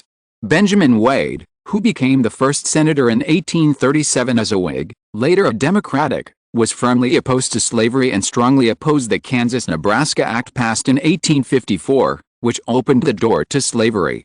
In 1857, he joined the Republican Party and became a senator. During the Civil War, he took a radical Republican stance, advocating a full-scale war, liberating slaves, and severely punishing the South. As the chairman of the King's Joint Commission on the Conduct of the War, he played an outstanding role in the comprehensive investigation of federal military efforts. In 1864, he jointly proposed the Wade-Davis Act, claiming that the Reconstruction issue after the return of the Southern states was a legislative issue rather than an administrative issue, and wanted to seize the power of the Lincoln cabinet government, thus directly conflicting with President Lincoln. Therefore, Seward had long regarded him with admiration and became his inner ally. What made him even more satisfied was that he also took a harsh critical attitude towards the Reconstruction policy of Vice President Andrew Johnson. In February 1867, he defeated Lafayette Sabine Foster, who wanted to be re-elected, and was elected as the temporary Senate President, which made Seward's heart jump even more. Benjamin, 67 years old, who had been in the Senate for more than 30 years, heard this and felt a little cold. When he looked at Seward, the Secretary of State, he said with some dissatisfaction, "The Senate President is speaking up, and we as the audience need to listen carefully. Maybe you don't care, but as his deputy, my value is that I need to respect my boss, even though I sometimes disagree with his policies." Seward was stunned, and then a little stiff, trying to squeeze out a kind smile, saying, "Indeed, it was us who were reckless." At this time, Lincoln, who was sitting behind Benjamin, shrugged his shoulders and tilted his mouth, as if to say that this old man has such a bad temper. Seward was immediately more embarrassed. Andrew was watching these people on the stage. Although he couldn't hear what they were saying, it was enough for him to guess something. Chapter 336, Anger of the White House. Benjamin, The temporary Senate president spoke so loudly that it went over President Lincoln and was heard by many people on the right. The first position was Vice President Andrew on the stage, and the second was the Swedish Speaker of the House of Representatives. The third and fourth were the Dutch Finance Minister James Speed and the Attorney General Marty Grijs. Marty Grijs liked to be silent, while James Speed liked to talk. I heard that Speaker Benjamin likes fishing recently. I am also interested in it. How about a companion tomorrow? Lincoln's eyes fell on the stage, but he narrowed his eyes when he heard it, as if he didn't hear it. Although Seward looked calm, his face was slightly gloomy, and it was obvious that his heart was not what it seemed. Edwin Stanton was worthy of being a soldier, and his emotions were not on the surface. He looked at Benjamin nervously. The German and Dutch cabinet members in the American Federation were not getting along. This was almost an open matter. I believe that both the House of Representatives and the Senate were very clear about it. Secretary of State Seward's solicitation just now was a gesture of goodwill to the neutral faction. I thought Benjamin would know the situation and lean towards the Germans, but he was rejected. Now the Dutch Attorney General Marty Grijs was present. Will Benjamin refuse directly like he did to Secretary of State Seward? Or should he accept his invitation to go fishing? Does this count as accepting the goodwill of the Dutch? Therefore, he stared at Benjamin nervously. Benjamin seemed to be unaware that he was now second only to Vice President Andrew and Senate President on the stage. His face darkened, and he glared at Marty Grijs, saying with a smile, "It is said that it will rain heavily in Washington tomorrow. I don't want to be a drowned chicken. Also, if I don't listen carefully, Vice President Andrew will be angry." What is the answer? Several people waited in their hearts. Not to mention the little thoughts in their hearts. Andrew on the stage continued his speech. After the Civil War, capitalism developed rapidly throughout the country. In order to adapt to the economic and political changes, I think the United States of America is also developing and popularizing accordingly. Lincoln, Seward and others all began to wonder when they heard this. Education? Why did Vice President Andrew bring this up? Could this be the direction to fight back against the Germans and Irish? Because Andrew's speech was kept confidential, few people knew what was inside, and Lincoln and his friends knew nothing about it, which was why they were surprised. Then, Andrew's speech began, and Lincoln's face changed drastically. On December 13, 1867, the President of the Senate and Vice President of the United States of America said in a speech in the United States of America that the Senate would promote the United States of America to introduce advanced educational experience from the Netherlands, increase the number of public middle schools in the United States of America, and proposed that President Lincoln and members of the House of Representatives propose relevant bills, pass them in both houses, and implement them. Before 1857, the leaders in education in Europe were Britain and the French Empire. After 1857, the Kingdom of the Netherlands rose as a rising star. In just 10 years, the education development in the Netherlands was rapid and flourishing. In particular, the popularization of primary education in 1862 was the first in the world, and Britain and France followed closely in 1863 and 1864. Although the education level in the United States has increased, most of the educational resources are concentrated in the New England region in the Northeast, and the education development in the South and West is slow. At this point, Andrew warned, although the United States of America is one of the most advanced educational countries in the Americas, compared with Europe, we are a weak country. For this reason, many cabinet officials and educators are troubled by this. Recently, when I talked with my counterparts in the Netherlands Senate, the Dutch Senate expressed its willingness to popularize the educational experience of the United States of America, especially the public middle schools that the United States of America currently lacks. The Senates of the two countries will be able to quickly pass it as appropriate after the two cabinets have reached an agreement. The Senate has the power to ratify treaties, approve or reject ambassadors nominated by the President, Supreme Court judges, and other executive department cabinet officials, and to conduct trials when the President and his subordinates are impeached. Andrew's speech was widely reported by the three major newspapers, the New York Post, the New York Times, and the Chicago Times, and attracted great attention in the United States of America. The New York Times, although the Kingdom of the Netherlands is not as good as the United Kingdom in terms of top universities, it is far ahead of the other in terms of the popularization of secondary schools. According to the information collected by this newspaper, the Netherlands has implemented universal education in its homeland. Even the Australian continent in the Far East, The Dutch East Indies, the island of New Guinea, and the Americas are promoting the popularization of public schools. So far, the Kingdom of the Netherlands has also begun to popularize primary schools in Africa, and has formulated a plan to promote the popularization of secondary schools starting in 1870. Many European scholars claim that if the Netherlands successfully promotes universal education in Africa, then the Netherlands' rule in these places will be extremely stable, and it will be easier to integrate these countries. Chicago Times: The United States should learn from the advanced educational experience of the Netherlands, because the Netherlands today is worth learning from. President Lincoln implemented the Emancipation of Black Slaves Act. There are many Latin American people in the United States, and European immigrants are constantly crossing the Atlantic. The United States has many ethnic groups. At this time, the Dutch policy of unity is actually the best unity plan for the United States. Therefore, many education experts and congressmen interviewed by this newspaper said that Vice President Andrews' call is indeed the most in line with the current national conditions of the United States. President Lincoln should agree with Vice President Andrews' opinion. The benefits of the Netherlands are fully demonstrated, and the analysis is clear. Everyone in the United States can't help but agree as long as they read it. So when the Dutch members of the House of Representatives proposed it, few people were willing to stop it. After all, this is a national welfare. Whoever stops it will be the enemy of his hometown. After all, the congressmen were elected by their hometowns to work for the welfare of their hometowns, not to prevent the welfare from coming. Even the congressmen representing states with a large number of German and Irish people did not dare to stand up and oppose it, so the House of Representatives passed it, and the Senate was even more reluctant to say anything. It was quickly passed, and the bill was finally sent to President Lincoln's desk, waiting for his signature to take effect. Bang, bang, bang in the White House office. This huge movement could be heard even through the wall. Everyone knew why. Secretary of State Seward waited until Lincoln had finished venting his anger, then ignored the debris on the ground and worriedly said, "This time a precedent has been set. Will Andrew no longer care about you, the president, and choose to use coercion to ask you to approve the bills passed by the senators? He dares." Lincoln's face was grim, and he shouted, "Benjamin Wade is also a useless thing. He looks quite smart at ordinary times, but he is useless at the critical moment." Seward's face moved, and he asked carefully and tentatively, "Does the president have a way to restrain Andrew?"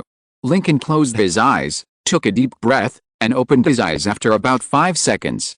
He said harshly, "Senators do not have the right to propose bills.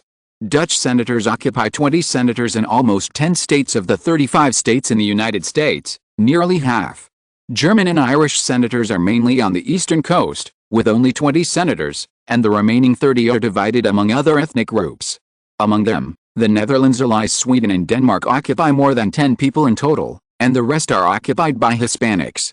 But the House of Representatives is different. The number of seats there is based on the number of people in the country. Some states have quotas, unlike the senators, who have 2 seats per state. Germans and Irish people account for 40% of the total, and the number of representatives is not much different. My Excellency, Secretary of State, it seems that our cooperation can start in the House of Representatives. That's a good idea, President. Both of them seem to have seen the future scene of joining hands to suppress the Dutch in the House of Representatives. After Seward left, Lincoln looked at Postmaster General Larry O'Brien, who seemed to be hesitant to speak. Lincoln smiled at his good friend and partner Washburn, and then asked the former, "What's wrong?" "Larry O'Brien, if we turn against the Netherlands like this, will it put the Irish in a passive position? The president should know that we Irish are not like other European ethnic groups. We have our own motherland. We should be more cautious to avoid offending any party. The national strength of the Netherlands is growing rapidly. If we offend the other party at this time, it seems that it will not be worth it for us Irish. Is that your opinion?" Lincoln walked up and picked up a piece of material that he had just thrown on the ground. He even blew a breath, patted it clean and put it back in its place. "Larry O'Brien, I think we should not continue to maintain close relations with the Netherlands, but at least we should not be enemies. After all, we just signed an economic cooperation agreement with the Netherlands in the Pacific region some time ago to jointly help each other develop the North and South ends. Obviously, it was signed under a proposal that was good for both countries. This is still at the national level. If we look at it from the perspective of the Irish, we should be even better friends with the Netherlands. After all, Our relationship with the Germans is more distant than that with the Dutch. Prussia's annexation of the German Confederation shocked the whole of Europe, and all countries were inexplicably wary of Prussia. If we cooperate with the Germans, will we be used and get on the chariot of Prussia in Europe? This is worth discussing. Lincoln nodded with satisfaction. Your concerns are indeed correct. However, my Secretary of the Interior, you will answer the questions of our compatriots. Washburn responded, in fact, the President is not worried about the United States, but the situation of our compatriots on the island of Ireland is worthy of our concern, because the Netherlands is still too small. Prime Minister Bismarck saw this point and proposed that he would like to launch a campaign in Europe to support the rights of the Irish if we support the Germans, and ask Britain to protect the rights of the Irish. Is this true? Larry O'Brien looked at Washburn and Lincoln in disbelief. Lincoln nodded. That's indeed the case. You know, European countries are afraid of the strength of Britain and dare not directly touch the issue of the Irish in the British Isles. After all, this involves the issue of England's invasion of Ireland. I can't refuse to eat this pie drawn by Bismarck. Larry O'Brien, in other words, we are just cooperating with the Germans. Washburn, yes, and the Dutch know about it. Seeing that President Lincoln still nodded affirmatively, Larry O'Brien was stunned. Chapter 337 To intervene or not to intervene? While all kinds of judgments were being made around the world, a more ambitious war was brewing on the battlefield in the Far East. In order to cope with the tense situation in the Far East and calm the indignation of the French people.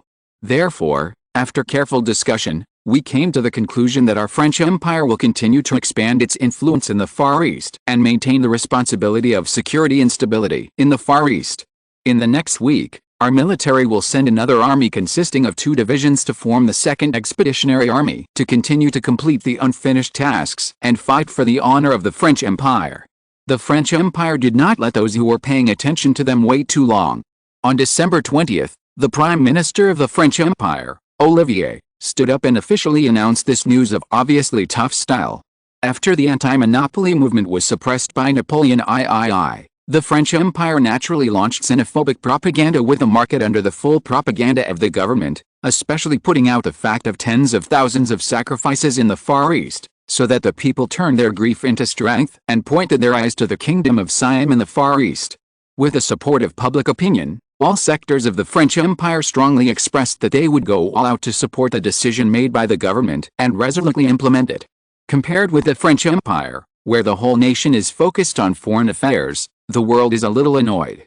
Especially the British Empire, except for the Kingdom of the Netherlands, is now uneasy, and this time it is indeed the Whig Party and the Tory Party who are on the same position and are concerned about any changes in the battle between the Kingdom of Siam and the French Empire.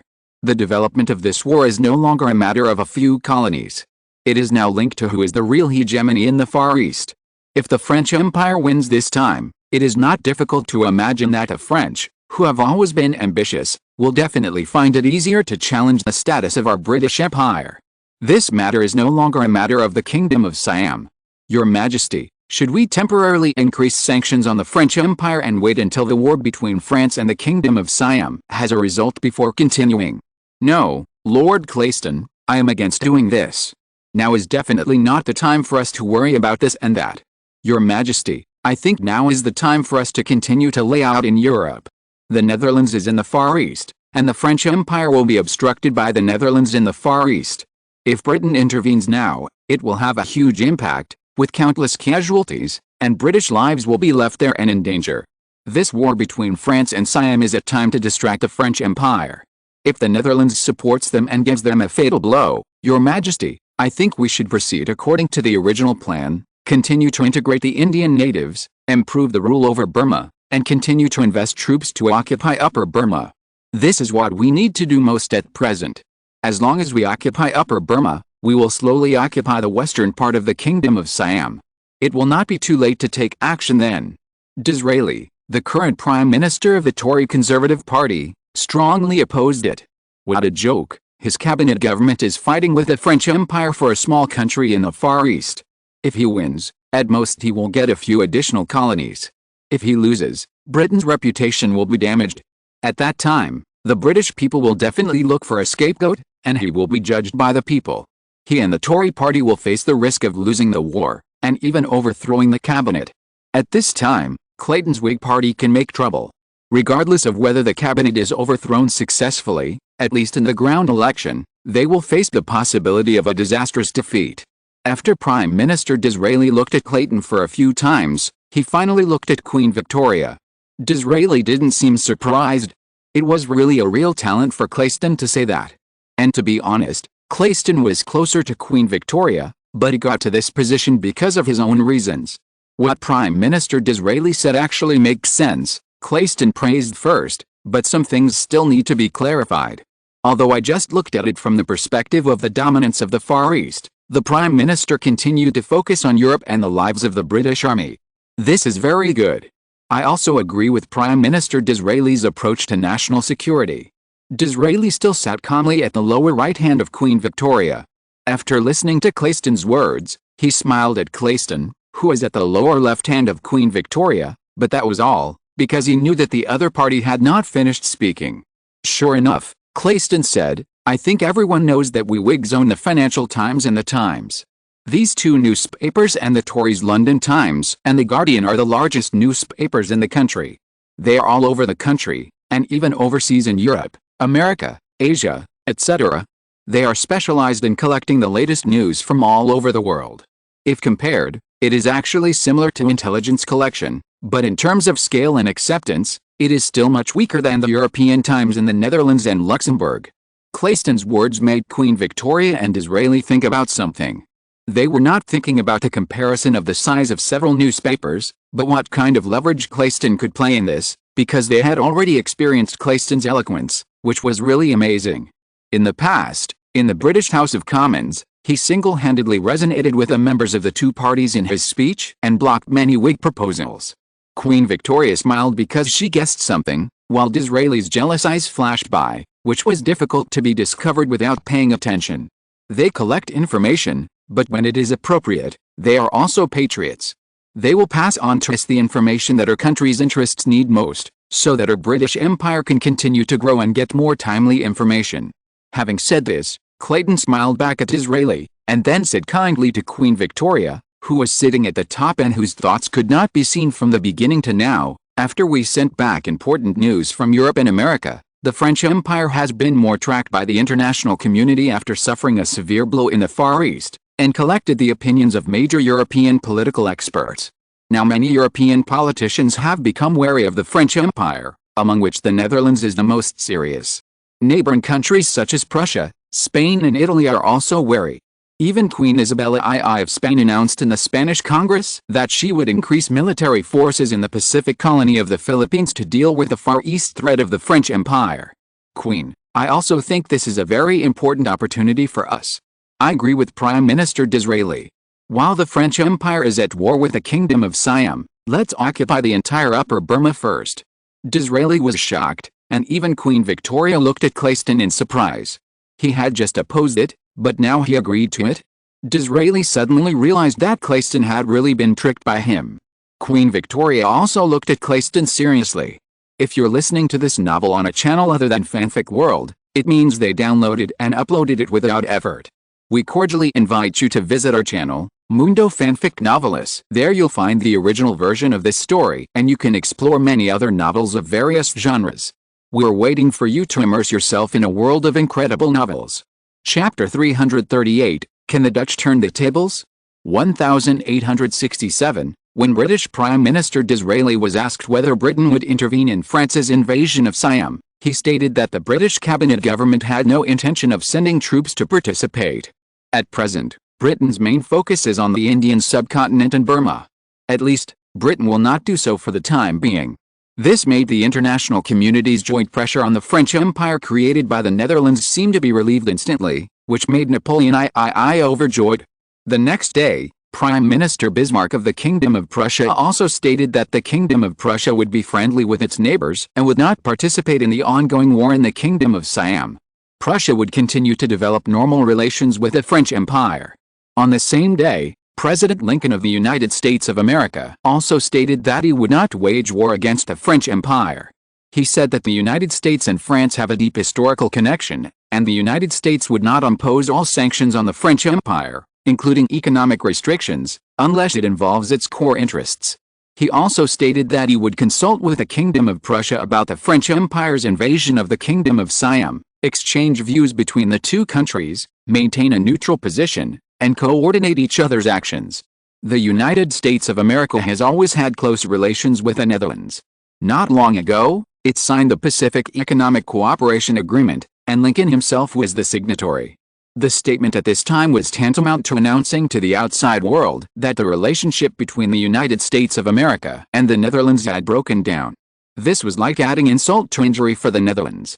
It seemed that in an instant, the international environment of the Netherlands had deteriorated. Many experts speculated that this was because the Netherlands had grown too strong in recent years, and the speed of its rise had threatened all major powers, making them wary. This might be because Britain, Prussia, and the United States of America were tacitly knocking on the Netherlands. It seemed that with the statements of several major powers such as Britain and Prussia, the members of the International Court of Justice in The Hague, led by the Netherlands, were under pressure. In the final analysis, rushing forward in one breath is awe-inspiring, but when you run to rest halfway up the slope, it is very likely that many people will retreat. With the statements of Britain and Prussia, many members of the International Court of Justice in The Hague seem to want to retreat. All countries have stated that they will not send troops to participate, but they still have not lifted the economic sanctions on the French Empire. However, an accident happened soon. On December 20, 1867, Andrew Johnson, the Speaker of the Senate of the United States of America, was interviewed by the European Times. He said that he would continue to promote a friendship between the United States of America and the Kingdom of the Netherlands. He did not think that the deterioration of relations between the United States of America and the Netherlands would be good for the United States of America. As the Vice President and Speaker of the Senate, he has the responsibility to promote a friendship between the two countries.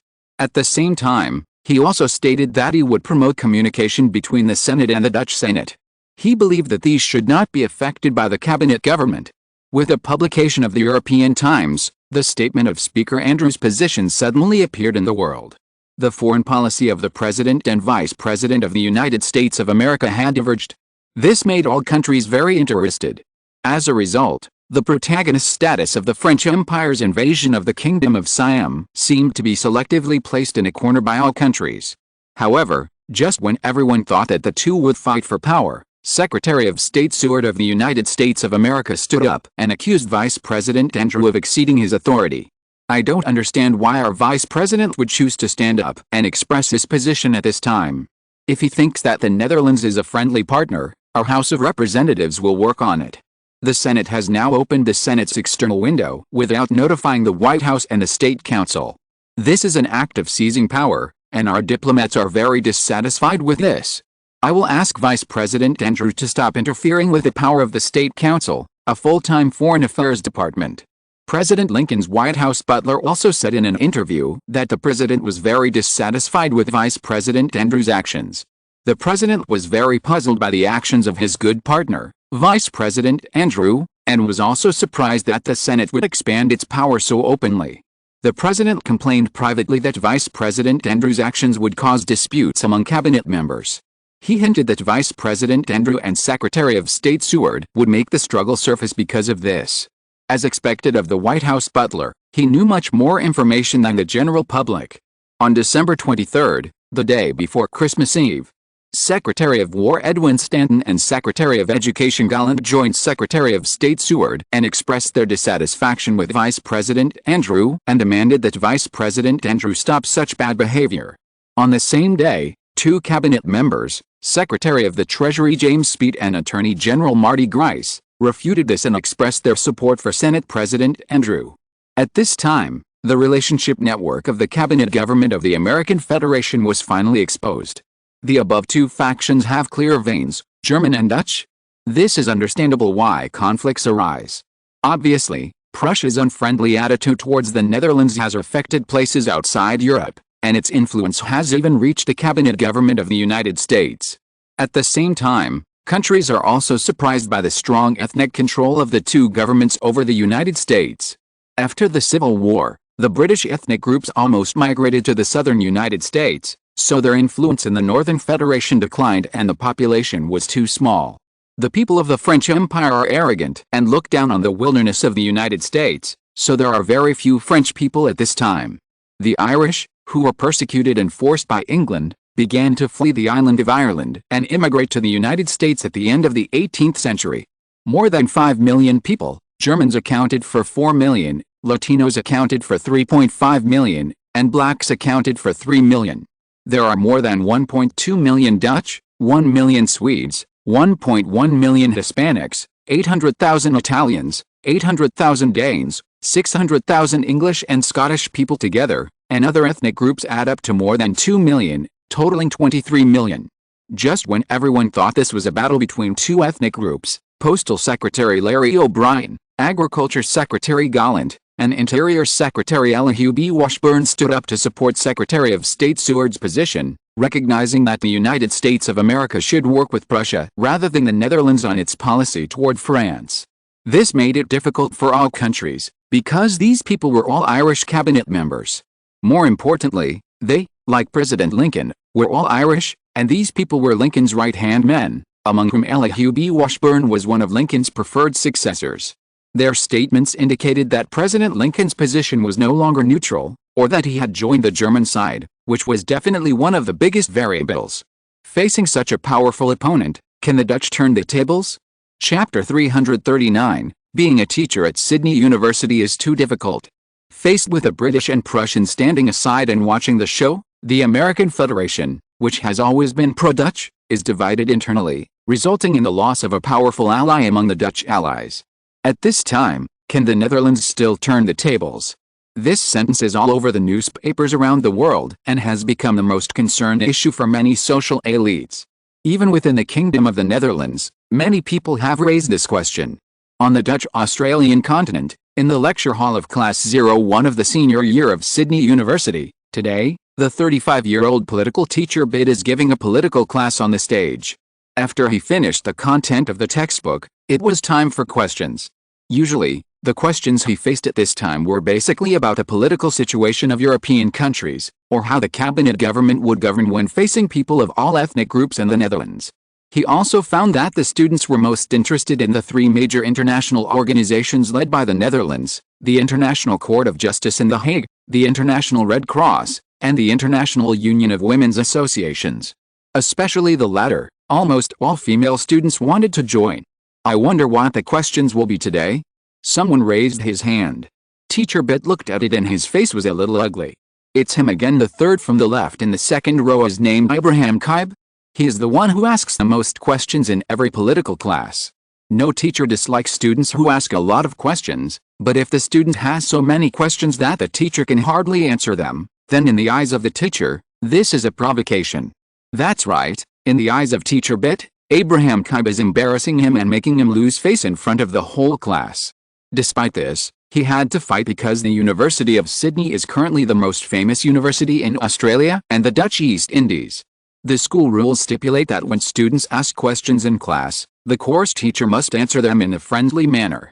Although he hates this rule, for the sake of this good salary, he immigrated here from Amsterdam, the Netherlands. In the past 5 years, his whole family has immigrated to Sydney. For the sake of his family and this job, he had to choose to fight against his will. With a forced gentleman's smile on his face, Bit said, "Student Abraham Keppel, it's you again. The teacher is very pleased to have a student like you." Teacher Bit's admiration was expressed on his face. He looked around and praised, "Everyone needs to learn from student Abraham Keppel. Asking questions can improve everyone's memory of the content and exercise your courage." Of course, the teacher can also review the old and learn the new. Everyone is mutual. After Teacher Bit talked nonsense as usual, when he saw that many students showed admiration for him, he stopped and asked Abraham Keppel, "I don't know, what do you want to ask?" After saying that, he looked at him with some fear.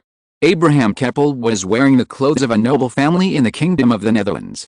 Although it was just a declining noble family, no one could deny that he knew that the grandfather of this little guy was once a viscount conferred by William I, the great-grandfather of the current king of the Kingdom of the Netherlands, William IV. Although he fell out of favor later, his father is now only a baron. But on the Australian continent, it is also the only aristocratic family with the title of Dutch baron that has immigrated here. This is why Teacher Bit has to keep a straight face. Because he knows that even the president of the University of Sydney, Andre, is very afraid of their family. As for why President André is so cautious about this per Viscount, it is not something he understands. Abraham Kuyper raised his head and looked at Teacher Bit. Although he did not agree that the other party's morality was in line with his point of view, he had to admit that Teacher Bit was quite capable, at least not worse than the tutors at Leiden University, University of Amsterdam, President Joth of Groningen University, and Utrecht University in the Netherlands. Teacher, the international situation has been turbulent and changing recently. Our Kingdom of the Netherlands has participated in it many times. On the issue of sanctions against the French Empire alone, the Netherlands occupies a leading position. In the past, the actions of the Netherlands were supported by various countries, but after Britain and Prussia gave the Netherlands a push, they stood aside and became spectators, wanting to watch the Netherlands and France fight and want to benefit from it. I wonder if you think that the actions of the Kingdom of the Netherlands against the French Empire are too deep now. Bit took a deep breath and had to sigh. This is a topic that is currently being discussed in the international community. Sydney is the most international city in Australia. Although it has only been 5 years, based on the old British city building, the Netherlands quickly immigrated to Sydney because of a large number of immigrants. The population here has now exceeded 500,000. If it is in the mainland, it is second only to Amsterdam and Rotterdam. The business here is extremely developed. The goods of the American Commonwealth, Argentina, Chile, Peru, Ecuador, Colombia and other countries in the Americas are gathered here. Various countries have established consulates here to assist in business development, so all global dynamics are always being paid attention to here. This has made the people here very aware of the slightest international disturbance. Abraham Kuyper's question is actually not new. It is a question that many Dutch people, including those in Sydney, are currently thinking about. After all, if the Kingdom of the Netherlands encounters setbacks in the international arena, it will not have as great an impact on here as in Europe, but it is also of great concern. Patriotism is everyone's responsibility. As a political teacher, Bit has naturally begun to seek answers. He is not preparing lessons entirely to deal with the questions of the students in front of him, but for the academic exchange meeting of the Far East higher education institutions in the Netherlands in the near future. He was just notified a few days ago that he was recognized by President André and will represent the University of Sydney to participate in the Australian Far East political think tank selection competition held in Melbourne. If he is recognized, he will have the opportunity to be interviewed by CRIM, the director and chief researcher of the world-renowned think tank Australian Institute. If the interview is successful, he will be able to join this world-renowned think tank. By then, his status will no longer be that of a small university lecturer, but he will be able to use the influence of the institution to express his unique views on the situation in various countries around the world. At that time, he will truly be in the political arena. So during this period of time, he has been making great efforts to prepare for various topics, and he will be ready to make a big splash in Melbourne. When Teacher Bit thought of this, he felt particularly relaxed, so he prepared to use the answers he had already prepared to answer his naughty student. Chapter 340 Chapter 340 Could Prussia invade the Netherlands? 1867, in the far east of Australia, in Sydney, the capital of New South Wales, in the senior year 02 class of the University of Sydney, Mr. Butte finally accepted the provocation of Abraham Kuyper, the famous thorn in the class. The Kingdom of the Netherlands has been developing in a low-key manner in the past few years. It has become the best in Europe in terms of economic quality. Although it cannot be compared with the British Empire in terms of quantity, it cannot be compared with the French Empire, which is also a well-established power, and the newly rising Kingdom of Prussia. In addition, the annual output of industrial products in the Netherlands surpasses other countries. This is due to the fact that the Netherlands has devoted itself to developing the economy, absorbing the latest technologies from various countries, and avoiding offending European countries. However, there is a bottleneck stage in any business. The Netherlands is too small. William IV fully supports the cabinet government to migrate to the Far East and expand the potential of the Netherlands. These are the inevitable choices for the Netherlands on the road to becoming a great power. I don't think any country in Europe would think that His Majesty William IV's approach is wrong. On the contrary, various countries have different thoughts about this. The Netherlands has obtained resources from the Far East. If the Netherlands' own technological strength is followed, plus a population of tens of millions, if it really wants to continue to develop with concentration, it will not be a problem for the population to double in less than 20 years. 20 million Dutch people. It is about the same as the current Spain, Italy and the Ottoman Empire. In addition, according to the effective practice of various countries to integrate indigenous residents from the Netherlands, the population is nearly 40 million indigenous people, which is absolutely amazing. The Netherlands is currently promoting universal secondary education. Think about it. In 20 years, the number of people receiving secondary education will be in the tens of millions. The national strength of the Netherlands will be comparable to that of the world's powerful countries. This is a threat to all countries. Therefore, I think that balancing the Netherlands will be the approach of all countries, especially Britain, Prussia, and France. Of course, this is only a potential threat. After all, for Britain, France and Tsarist Russia are the opponents. For France, the rising Prussia and Britain are the opponents. The Netherlands is just rubbing the lion's ass. Of course, it is the kind that makes the lion very disgusted. Can I think that the teacher means that the Netherlands took the lead in sanctioning the French Empire, and the French Empire did not dare to go all out to deal with the Netherlands, so it chose to ignore it? Or is it afraid of facing several opponents at the same time, so it chose to forgive the Netherlands? Abraham Kuyper continued to ask. That's it. Bit looked at the hateful guy in front of him helplessly. Every time such a question can derive dozens of problems, and there are endless problems. Teacher Bit continued to smile against his will and answered, Student Abraham asked a good question. In fact, according to European sayings, Napoleon III is ambitious, but in my opinion, sometimes His Majesty Napoleon III just likes to maintain the glory of the French Empire, but the method is wrong. I don't know if you have discovered that Napoleon III has a characteristic. Does anyone know it? At this point, Teacher Bit looked at the students in the audience with pride. Seeing that no one answered, just when he was about to say it. Teacher, is it that Napoleon III likes to make friends with distant countries and attack nearby countries in foreign policy? Teacher Bit's mouth was fixed in his posture. He looked at Abraham Kuyper in disbelief, his eyes full of surprise. Teacher Bit's expression made everyone look at Abraham Kuyper. Needless to say, they had guessed that the latter was right. After a moment, Teacher Bit recovered and asked hurriedly, how did you guess it? At this time, he still used guessing to describe it. Teacher Bit still loves face as always.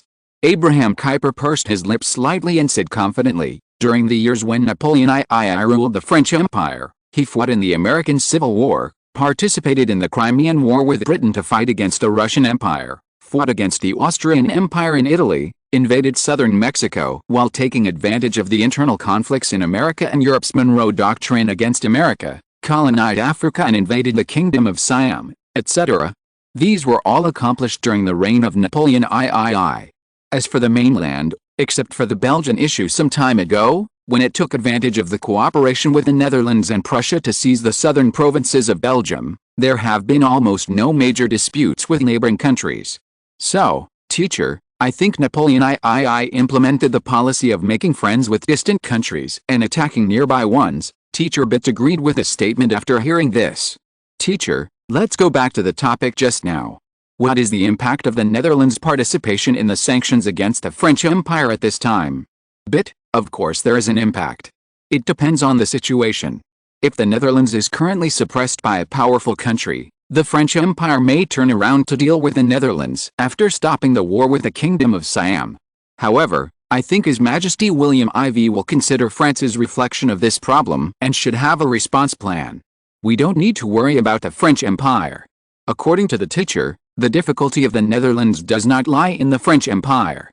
Yes, I am surprised by Prussia's attitude towards the Netherlands. I don't know if the students have learned about it.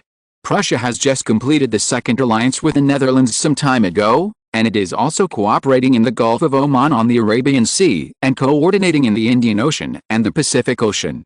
Under such circumstances, Prussia actually chose to stab us in the back at this time. Although it has not been brought to the table, it is enough to put the situation we are facing in the Netherlands at a disadvantage. How the Dutch government and the Dutch royal family respond at this time will result in completely different results. Prussia's actions are strange and hard to understand. For such an opponent, the Netherlands must be careful to prescribe the right medicine, otherwise it may fall into the trap of others and not know it. Teacher, Prussia is negative on this issue, so Prime Minister Bismarck's actions against the Netherlands are obviously a surprise attack in the teacher's opinion. Yes, you described it well. Prussia has just annexed the German Confederation. The Netherlands is close at hand, and the danger index is actually very high. The location of the Netherlands in the Atlantic Ocean is destined to make Prussia jealous. Britain and the French Empire will stop Prussia's actions. You know what I mean, classmates, but Prussia obviously also knows that this idea is not desirable, so it will be serious about Britain and France stopping their invasion of the Netherlands. Of course, the military strength of the Netherlands is not what it used to be. The cost of Prussia's invasion of the Netherlands is definitely high. Not to mention other things, Prussia will face the threat of intervention from the Russian Empire, the Austro-Hungarian Empire, Britain, France, Sweden and other countries. Quotation mark. Chapter 341. The most mysterious organization in the world? Has the Australian Far East political think tank selection competition started? William Ivey asked. Inside the Royal Palace of the Netherlands. William Ivey had just finished listening to the work reports of two intelligence giants, Bill Charley, director of the Royal Netherlands Intelligence Agency, and Mackay Sean, director of the Netherlands International Intelligence, in the intelligence office. Beside him, on the left was Bill Charley, who looked gloomy, making people feel suppressed. On his right was Mackay Sean, who always had a smile on his face. Although he was smiling, no one would think he was a good person in his position, but people would be more wary of him. As his eyes fell on the information supported by his palm, William Ivey raised his eyebrows. Bit. This guy actually represented the school to participate in the Australian Far East political think tank selection competition? Bit has great ability. When William Ivey was at Leiden University, Bit once taught him. He could be considered as William Ivey's teacher. Although this guy climbed up from the bottom, due to his good teaching quality and solid background, he has published many articles in the Netherlands. He once published current affairs commentary in the most famous weekly in Europe, Echo, and his insightful comments were also eye-catching. Until now, there are still many universities in the Netherlands that want to invite him, but unexpectedly, he ran to Sydney, which surprised William Ivey. However, what William Ivey cares more about is the other side. Abraham Kuyper. He has some information about the origin of this name. If I remember correctly, this guy seems to be the grandson of Jacob van Llewellyn, the former Prime Minister and current senior official of New South Wales. Unexpectedly, this guy has now followed his grandfather to New South Wales, and has entered his senior year in the capital Sydney, and has also signed up for the Australian Far East political think tank selection competition that I specially promoted this time. What made William Ivey feel even more interesting was that Abraham Kuyper was actually a student of Mr. Bit. A teacher versus student PK on the current affairs of Melbourne's international situation? It was shown above that Abraham Kuyper was recommended to participate as a member of society.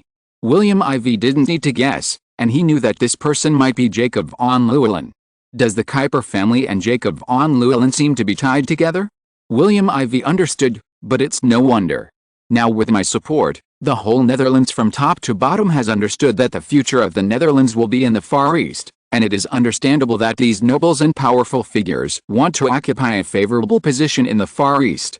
It seems that if we want to control the future of the Kingdom of the Netherlands, we need to pay more attention to these interest groups, so as not to let them fall into the trap.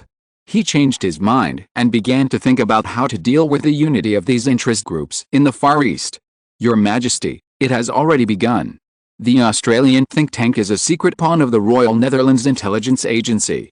Just like the Netherlands International Intelligence Agency controls the Amsterdam Peace Research Institute, these two think tanks have intelligence support behind them. Otherwise, how could these two think tanks obtain detailed intelligence information from various countries in the world and publish shocking and eye-catching views on various countries every time? When Bill Charley finished speaking, he and Mackay Sean looked at William Ivey. At the top, William Ivey was sitting quietly in noble royal clothing. His indifferent eyes looked down from above. Just a glance. Boom. The two people present felt the pressure coming and subconsciously lowered their heads. William Ivey in front of him seemed to be more unfathomable, like the deep waters of the Atlantic Ocean. He didn't say anything or make any movements, but for some reason, these two powerful people who controlled the Dutch intelligence agencies and the top Dutch people felt a sense of fear from the bottom of their hearts. How could this happen? Although it was winter, and the temperature in the room was not too low because of the fire, both of them were sweating on their backs. Their faces were also a little pale. The two lowered their heads and looked at each other, and they could see the thoughts in each other's eyes. William IV in front of them seemed even more difficult to figure out, and his breath was ethereal. The two had followed William IV since he was just the crown prince, and watched him grow up all the way. Now he has reached a point that makes them all scared. This feeling is like facing their father when they were young. Could this be the majesty of the king? The two were instantly confused. The expressions of the two fell into William IV's eyes, and he smiled faintly. This is the effect of the power of the empire. As the king of a European country, William IV has made his subjects unconsciously feel the pressure and momentum from him, especially his qualities and his upbringing. They unconsciously release the king's pressure to suppress the other party. Even those with strong minds find it difficult to look directly at him. After a long time, when the two had felt this wave of suppression, William IV smiled lightly. It's good to start. What's the theme? Bill Charlie looked at the harmless William IV, suppressed his own thoughts, and replied, take the current international dilemma of the Netherlands as the theme to discuss how the Netherlands should resolve its relations with these major powers. That's it. William IV's eyes turned cold, indifferent as if filled with chill. Not only your majesty means? Bill Charlie asked hurriedly. Immediately send a telegram to the organizer in Melbourne in the Far East, requesting that it should be divided into two parts. The upper part will be based on what you just said. Bill Charlie waited quietly for William IV's instructions. As for the second half, the theme should be open to all contestants to analyze the situation within the borders of the United States of America. When he said the last word, William IV's breath dropped suddenly, and he sneered. Seward wants to intervene in the Netherlands' actions against France to show his presence and assist Prussia. Then, let him try the Netherlands' counterattack. I want to see how Seward, with his weak arms and legs, can withstand the wrath of me, the King of the Netherlands. Bill Charlie would naturally not resist William IV's orders. However, he still hesitated and asked, will this cause trouble for Andrew and others of Dutch descent? Your Majesty, you know that these people are currently somewhat weak in the United States of America. Under the alliance of Germans and Irish, they have been completely suppressed, not to mention the support of Prussia behind them. William IV, if I want to kill someone, he would have been dead by now. There is nothing to worry about. Since I dared to push the Dutch to the forefront of the political stage of the United States of America, I naturally expected that it would develop to this point.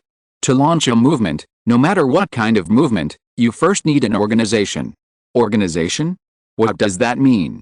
Facing the confusion on the two people's faces, William IV's eyes were still calm and his voice was cold. Unification, you immediately contact Andy, the general manager of the Bilderberg Society, and tell him that I ordered him to use the organizational network in his hands and the American Commonwealth branch to begin providing assistance to Andrew, the President of the Senate of the Federal Republic of America. Remember, it's a secret contact. I don't want the whole world to know about my relationship with it. It will be one of the biggest trump cards of the Netherlands in the next few decades or hundreds of years. Bilderberg Society. This Bilderberg Society organization really exists and is incredibly powerful in the 21st century. You can learn about it on the encyclopedia. Chapter 342 Impeachment of the President? The two of them could not help but be shocked. You know, what His Majesty William IV was talking about was the Bilderberg Society, which is one of the most mysterious organizations in the world. The two Dutch intelligence giants have been collecting information about them for many years, but they didn't expect that after all this time, it turned out to be the people of His Majesty William IV who they were loyal to. This is a group composed of about dozens or hundreds of wealthy and powerful global businessmen, financiers and politicians. It is an organization that claims to be comparable to the Freemasonry founded in Britain in 1717. In addition to Europe, the most powerful place seems to be America. It has a huge network of relationships in the United States of America, which is very mysterious. The members of the Freemasonry include Montesquieu, Gady, Haydn, Marquis de Sade, Frederick the Great, George Washington, etc. These are all famous big figures. And the Bilderberg Society can compete with the other party, so how much lower can its strength be? Thinking of this, they couldn't help but look at William IV in shock. Some of the basics they learned were that the Bilderberg Society held a meeting every year, and members had to be invited to attend a specific gathering, which was held once a year in Europe and North America. The organization had about 100 members, all of whom were influential figures in the world's political, business, newspaper and technology circles.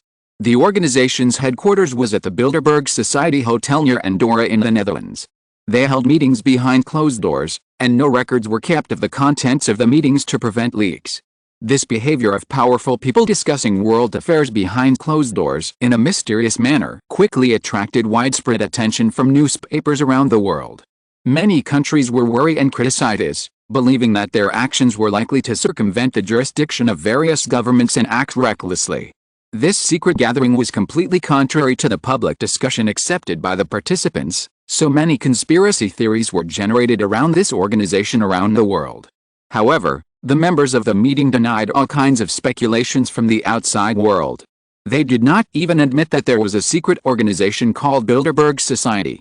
Although the location and time of each meeting were not secret, the content of the meeting was only published in newspapers and the public because of the information inside. The meeting claimed that the members could speak freely without worrying about the consequences of saying a wrong word. After each Bilderberg meeting, no one came out to announce the content of the meeting, which added mystery to the Bilderberg Society. Since this is His Majesty's organization, will the mysterious veil finally be unveiled in front of them? The two of them felt a sense of crisis at the same time. Andy actually helped His Majesty William IV to manage such a powerful organization. I think His Majesty must have recognized him very much. This made the two of them suddenly realize that His Majesty William IV actually had other secret intelligence cards besides them. At the same time, they did not dare to take it lightly when facing William IV. On January 3, 1868, at the Cabinet meeting of the United States, Secretary of the Treasury James Speed led the Dutch cabinet members to collectively oppose Secretary of State Seward's proposal to conduct trade negotiations with Prussia and the proposed tariff exemption policy. James said that he did not agree with this approach at present, because after Prussia merged with other countries of the German Confederation, its industrial strength exceeded that of the United States. The United States had just experienced a civil war, and the domestic market was weak. Its industrial strength could use this period to carry out internal reforms. Therefore, it did not agree with Prussian industrial products coming in to disrupt the domestic market and deal a blow to the industrial strength of the United States. He also said that Prussia was not even comparable to the United States in advanced technology and technology, so even if it was to be opened, it should be the Netherlands. Seward's camp naturally strongly opposed it. In the end, when Lincoln was about to help Seward, Swedish Secretary of Commerce Rice stood up to support the Netherlands. He expressed his hope that Prussian industrial products would not cause a major loss of jobs. Not only Rice, but also Minister of Transportation Dudler, Minister of Energy Granholm, and Minister of Industry Mayorkas all expressed their support for the Dutch position.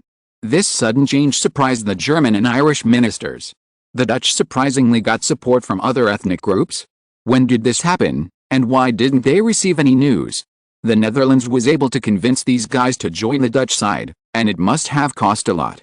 Otherwise, knowing that President Lincoln was on the side of the Germans, they still blatantly stood up to support the other side. They would never believe that this was just friendship support. However, what was the problem? President Lincoln was also very confused, and he began to panic. Although he understood that this was an agreement between him and the Netherlands, he still agreed with the cooperation with the Germans. Prussia's status as a great power gave Ireland hope of gaining support for the restoration of the country. At least the Netherlands could not give him what he wanted, so this might be a fake play. However, these actions of the Netherlands frightened him. He did not think that the Netherlands could do this easily. These ministers were Swedish, Danish, Spanish and Italian, representing the interests of each race in the cabinet government. It was not clear whether the local side had instructed them to stand up to support the Netherlands at this time. At least these people must have received some news. The Netherlands actually had a trump card to make these countries support it, even Italy. Lincoln was very interested, so he announced that he supported the suspension of the meeting. This made Seward feel uneasy. He knew Lincoln and understood that the president began to have second thoughts again. However, facing Lincoln's adjournment order, as Secretary of State, his weight was still low, so he could only suppress his dissatisfaction and quickly analyze the current accidents. Damn, what's going on with these guys? On January 10, 1868, the Danish and Swedish senators in the Senate expressed their support for Senate President and Vice President Andrew. They clearly stated that supporting the development of relations with the Netherlands would be the most important bilateral partnership of the United States of America. Just when everyone thought that it was just a statement of loyalty to Andrew in the Senate, and it was just a statement of icing on the cake. The fire burned to the House of Representatives of the United States of America. What just happened in the Senate was also staged in the House of Representatives.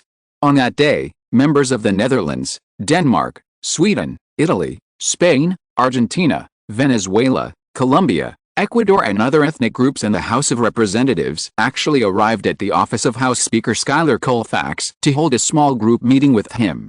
After that, Schuyler Colfax said that he would meet with the Senate Speaker and Vice President Andrew tomorrow.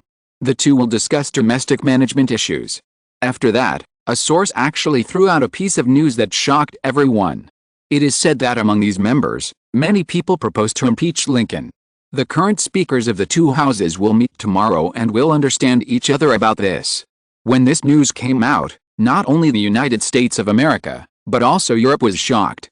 If Lincoln was successfully impeached by the House of Representatives and the Senate of the United States of America, he would be the first president to be impeached in history, and it would also have a major impact on Europe. Chapter 343, Continue to teach my wife how to play politics. Schuyler Colfax, Speaker of the House of Representatives of the United States of America, actually openly supported Andrew Johnson, Speaker of the Senate and Vice President. This was like a bolt from the blue, shocking the German and Irish members of the Senate and House of Representatives of the United States of America. This seemed to be a joke to the idea that the Irish and German alliance would dominate the United States of America. The situation in the United States of America was absolutely earth-shaking. The huge waves stirred up by the Dutch this time were enough to make many people sweat for President Lincoln and Secretary of State Seward. Unlike the Secretary of State, who was a professional cabinet official nominated by the President and approved by the senators, the Vice President was elected and had a certain popular support, and the same was true for the Speaker of the House of Representatives. Therefore, President Lincoln and some members of the executive cabinet headed by Seward actually formed a confrontation with these two giants of the House of Representatives and the Senate and Congress. In the royal palace of the Netherlands, King William IV of the Netherlands holds the little Princess Anna Christian William, who is only about 5 months old, and Queen Alexandra is hugging Prince Albert Christian William, who is 2.5 years old. Princess Anna cannot speak, but her blue eyes are moving around, as if she is listening carefully to her parents' conversation. The 2.5-year-old Prince Albert is also listening quietly to William IV's words, showing his royal upbringing, like a little gentleman. Their parents are teaching in the roles of teacher and student. Trust can be easily broken, even without outright betrayal. Trust is lost long before allies defect to the enemy. Ask any professional politician and they will tell you that voters are fickle. So smart politicians make every effort to show their supporters how loyal and reliable they are. Haven't you noticed that our economy fluctuates with a political calendar? In the first year after the election of a Dutch prime minister, the Kingdom of the Netherlands usually experiences a recession or decline. But before the next election, the economy will definitely recover. Any prime minister of the Kingdom of the Netherlands knows clearly that he must ensure that the country's economy is growing and prosperous at the end of his term. Otherwise he will lose the chance of re-election. If he wants to offend voters and cause economic regression, or even directly reduce some social welfare goals, he'd better do it at the beginning of his term, the sooner the better, because only in this way, when the next general election comes, voters will forget the pain they have suffered because of this. Why? Alexandra asked hurriedly. William IV looked at Alexandra, who was listening attentively, smiled at Prince Albert, shook Princess Anna in his arms, and then explained, when you want to inflict pain on people, all the pain should be inflicted on them all at once, because the shorter the time they taste the pain, the less angry they will be. At this point, William IV sighed. On the other hand, when giving to others, you have to give it little by little and gradually, because only in such continuous giving can people feel your benefits to the greatest extent. Alexandra was shocked when she heard this. Is this what her husband said? As a monarch who pushed the Kingdom of the Netherlands to the status of a European power, it is not difficult for her to imagine that if William IV's words fell into the outside world, it would definitely cause an uproar, and for those who like to engage in politics in the world, it would be a wise saying like the Bible. Alexandra finally understood the true thoughts of politicians after hearing William IV's words. She felt that she had really stepped into the political world. Although she didn't understand why her husband William IV spared no effort to teach, she wisely chose not to ask. Because she knew that since he didn't say anything, he must have his reasons. William, Your words made me understand why politicians from all over the world must not only finish the difficult things that may cause protests after taking office, but also not be afraid of a bad start. It turns out that this is to make people forget about it as time goes by. I think, in this way, they must bring continuous, visible and tangible benefits to voters in the months before the next election. Yes, said William IV, smart politicians always show their loyalty by giving back to their supporters when they are trying to judge whether their services are qualified. Just like last year's re-election campaign of Jules Darnot, the Kingdom of Belgium, the voters across the country pushed Jules Darnot to the throne of re-election as Prime Minister with an overwhelming advantage. People only saw the strong economic recovery of the Kingdom of Belgium since 1865, but forgot that it was due to his poor management at the beginning of his first term that the first year was in a continuous recession. They don't seem to understand that the short-term recovery in front of them is just a recovery in recession. And the culprit is still Jules Darnot. Alexandra asked, then can I assume that if a politician performs poorly or has mediocre performance in the period before the re-election, then no matter how well he did 2 years ago or how great the benefits he brought to the voters were, it will be of no use and he will be destined to be abandoned by the voters? William IV did not answer immediately, because he thought of a person in his mind, President Carter. After he entered the White House in 1977, despite the serious risk of inflation, he proposed to stimulate American economic growth through tax cuts and a series of other measures to reduce unemployment.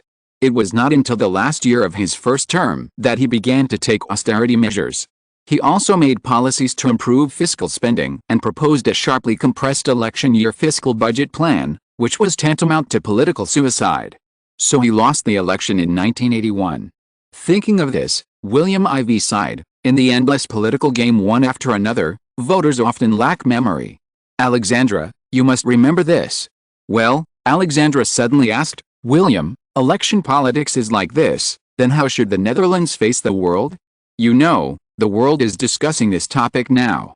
You finally can't help it. William IV said jokingly. He said, don't worry, everything is in my calculations. Chapter 344 Bismarck and Prince William. It was not just William IV who was teaching his wife political calculations. Far away in Berlin, the Kingdom of Prussia, a great politician was also teaching a political lesson. And surprisingly, the lessons were almost exactly the same. Prussian Prime Minister Bismarck was the teacher, and his student was not his wife, but the only grandson of King William I of Prussia, the 9-year-old Prince William. Bismarck gave an example, saying that in the autumn of 1850, when Buck was running for re-election as a senator in Berlin, he was strongly challenged by the mayor of Berlin, nicknamed the Happy Angel Dres. He said he remembered that during that campaign, Buck often told the story of a rural voter. He had summoned the voter a few weeks before the election, only to find that the voter actually wanted to vote for Berlin Mayor Dres instead of himself. Senator Buck reminded the farmer that he had done a lot for him when he was a prosecutor, a rural judge, a congressman and a senator. He also quoted Buck as saying, I still remember how I fought to build a road all the way to your farm. When you were injured in the war, I helped you visit the army you served in Berlin. After you retired, I helped you get welfare benefits from the Veterans Department, such as arranging loans for your farm from the bank. When your farm was destroyed by the flood, I helped you get relief funds. How could you think of voting for my opponent Dres? Buck screamed at the farmer in anger and confusion, I think you must still remember all these things I have done for you. Bismarck asked little William, how do you think this farmer in Berlin will answer Senator Buck? Little Prince William thought for a while, is it because the farmer was moved and felt guilty that he changed his mind and voted for Senator Buck? Bismarck shook his head and said, no, the farmer's face was righteous and stern, and he answered slowly, yes, I still remember, but what have you done for me recently? Little Prince William stared at Prime Minister Bismarck with his eyes wide open, puzzled. He didn't understand and said, is the farmer crazy? He doesn't even know how to repay a favor. Is his heart eaten by a dog? Bismarck shook his head and explained to the young Prince William, this mentality is very common among all Prussian voters. They often judge whether the people they choose are loyal to them and competent based on recent events rather than everything that happened in the earlier period of time. Remember, smart politicians will always show their loyalty to voters from time to time. Just like giving a small Christmas gift, it can also maintain a personal or business connection. Without such a gesture, the relationship between the two will disappear. Little Prince William nodded as if he understood. But Prime Minister Bismarck knew that it would be impossible for this age group to fully understand these things. He was just doing a preventive indoctrination. But what he didn't know was that the moment little William lowered his head, his eyes were full of fear. The old man and the young man looked very harmonious from a distance, like a grandfather and grandson. However, no one would have thought that more than 20 years later, the two of them would fall out. After little Prince William inherited the throne, the first person he dealt with was the old man who taught him politics hand in hand. Even this Optimus Prime who pushed Prussia to the top, until his death, only admitted that the object of his loyalty was William I. He despised it and prepared in advance before his death to reject the state funeral that little Prince William was going to hold for him. It is conceivable how bad their relationship was. Little William looked up at Bismarck with admiration and asked, "Your Excellency Prime Minister, I have heard a lot about the Netherlands from my grandfather and father. Recently, I heard that they are very wary of the other side. I also heard that the Netherlands and our Kingdom of Prussia have been competing in the United States of America, in North America. I don't understand why the Netherlands dares to compete with the Great Prussia." Bismarck's eyes flashed. "Do you really want to know?" Little Prince William nodded hurriedly. "Of course I am eager to know my identity, and this is something that any Prussian should want to ask." Bismarck smiled and said, "Because Prussia is not strong enough?" "Little Prince William, it's not strong enough. The newspapers say that Prussia is superior to the Netherlands in terms of population, economic output and military. Of course, we also admit that the Dutch Navy is stronger than ours, but our two countries are adjacent to each other. I don't think that if Prussia attacks the Netherlands, it will need to use the Prussian Navy. That's why I don't understand why the Dutch dared to confront Prussia head-on and even attack the French Empire when they knew this. Prime Minister, aren't the Netherlands overestimating their own capabilities? Aren't they afraid that they will be completely occupied by Prussia and the French Empire from both the north and the south?" "Do you think so?" Bismarck asked. "Isn't it possible?" Little William asked back. "Of course, we can, but invading the Netherlands will face great resistance. However, whoever invades first will have to face accusations from other European countries. The most feared thing is," Bismarck said worriedly, "the most feared thing is that if we are tied to the Netherlands in their territory, as time goes on, other countries will see an opportunity to take advantage of it." Little Prince William, do you think that countries like the Austro-Hungarian Empire, the French Empire, the Russian Empire, and of course, the British Empire across the sea will let go of dismembering us and restoring those countries of the German Confederation that we have just annexed? But, can we just let go of the provocation of the Netherlands? This is really unwilling, said little Prince William angrily. Bismarck looked at the future heir to the Kingdom of Prussia in front of him. Looking at him, the idea in his heart grew even stronger. He thought to himself, compared with his father, Crown Prince Frederick, who is pro-British, he is more suitable for the succession to the throne of William I. If he is trained from a young age, then the anti-British policy in the future should be able to continue. Bismarck thought of the plan he and William I had made for many years to govern Europe. They would never allow Crown Prince Frederick's pro-Britishness to destroy them and make his and William I's plans fail in the end. They had to find a way to continue the policy. Looking at little Prince William, Bismarck's eyes lit up. If William I directly passed the throne to little Prince William, then the plan could continue, and the great Kingdom of Prussia in the future would surely become the greatest country in the world. But little William is still young, so there is no rush. Then, when he taught little William, he was more attentive than before. However, what Bismarck didn't know was that this idea of his would become the main reason why little Prince William would turn against him in the future, and in the end it would become the main reason for the failure of his plan. If you're listening to this novel on a channel other than Fanfic World, it means they downloaded and uploaded it without effort. We cordially invite you to visit our channel, Mundo Fanfic Novelists. There you'll find the original version of this story, and you can explore many other novels of various genres. We're waiting for you to immerse yourself in a world of incredible novels. Chapter 345 Prussia and the Netherlands must now become enemies. The Palace of the Kingdom of Prussia. William I has been very troubled recently. Ever since Prime Minister Bismarck proposed to suppress the Kingdom of the Netherlands in the West and got his agreement, he has been paying attention to Bismarck's actions. But everything that happened in North America recently has shaken his confidence in Bismarck. However, due to everything that happened in the past, he did not object to Bismarck's continued rule. However, his son, Crown Prince Frederick, is now attacking Bismarck's hostile policy towards the Netherlands, which gives him a headache. "Father, The Netherlands has always chosen a friendly policy towards the Kingdom of Prussia.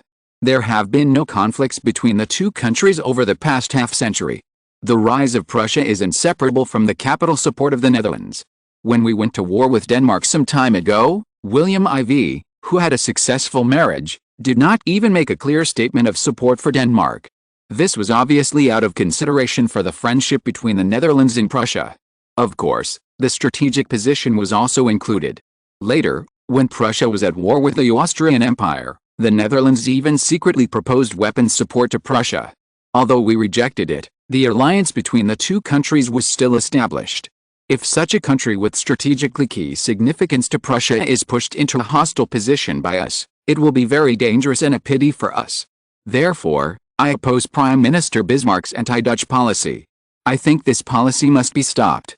This is not the first time that Crown Prince Frederick has proposed to William I to suspend Prussia's policy of hostility towards the Netherlands. Crown Prince Frederick proposed to ease the hostility in America with the Netherlands, ease the relationship between Germans and Dutch in the American Federation, and make the two countries more coordinated in European diplomacy. He even proposed that the two countries should work together in Africa, just like the cooperation between Prussian Somalia and Dutch Kenya in East Africa, Prussian Cameroon and Dutch Congo in West Africa. In short, Crown Prince Frederick proposed the importance of the Netherlands to Prussia, and it must not give up on the other side.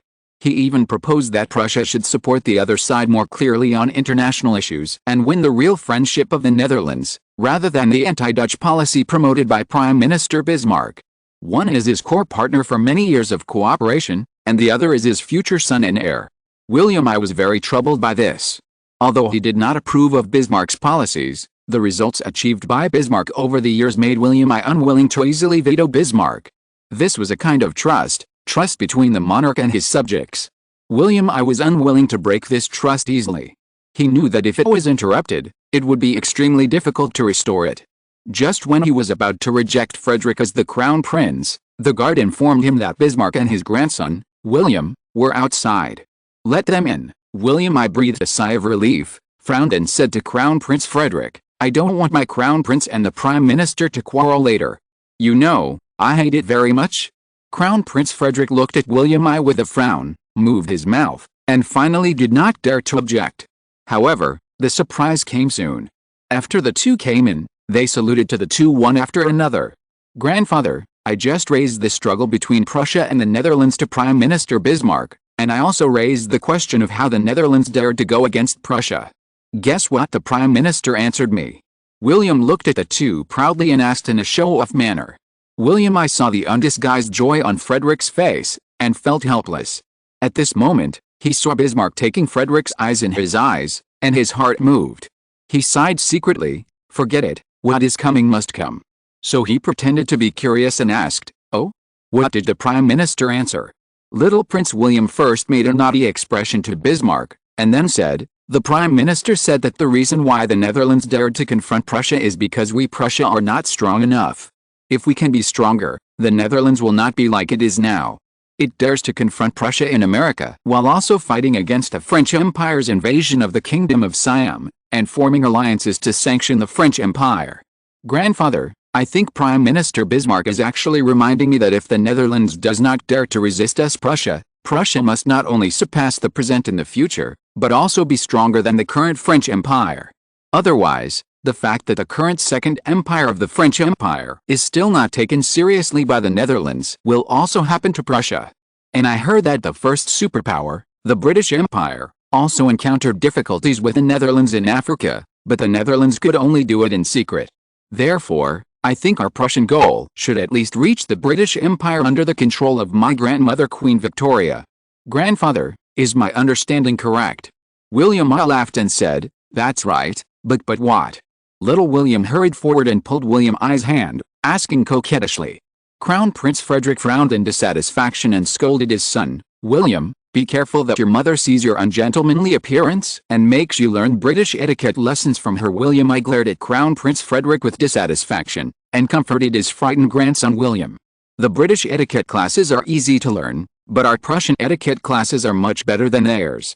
Even if we really want to learn, it should be in Paris instead of London. Crown Prince Frederick was depressed, But now that he knew that little William was blessed by William I, he no longer embarrassed him. Instead, he took the opportunity to say to Bismarck, "The answer the Prime Minister gave to little William actually made me very interested. I wonder if you could ask the Prime Minister to answer a few questions for me about the relationship between Prussia and the Netherlands." William I was angry at first, and then he showed helplessness to Bismarck. Obviously, William I seemed to be saying that this guy was still as stubborn as before.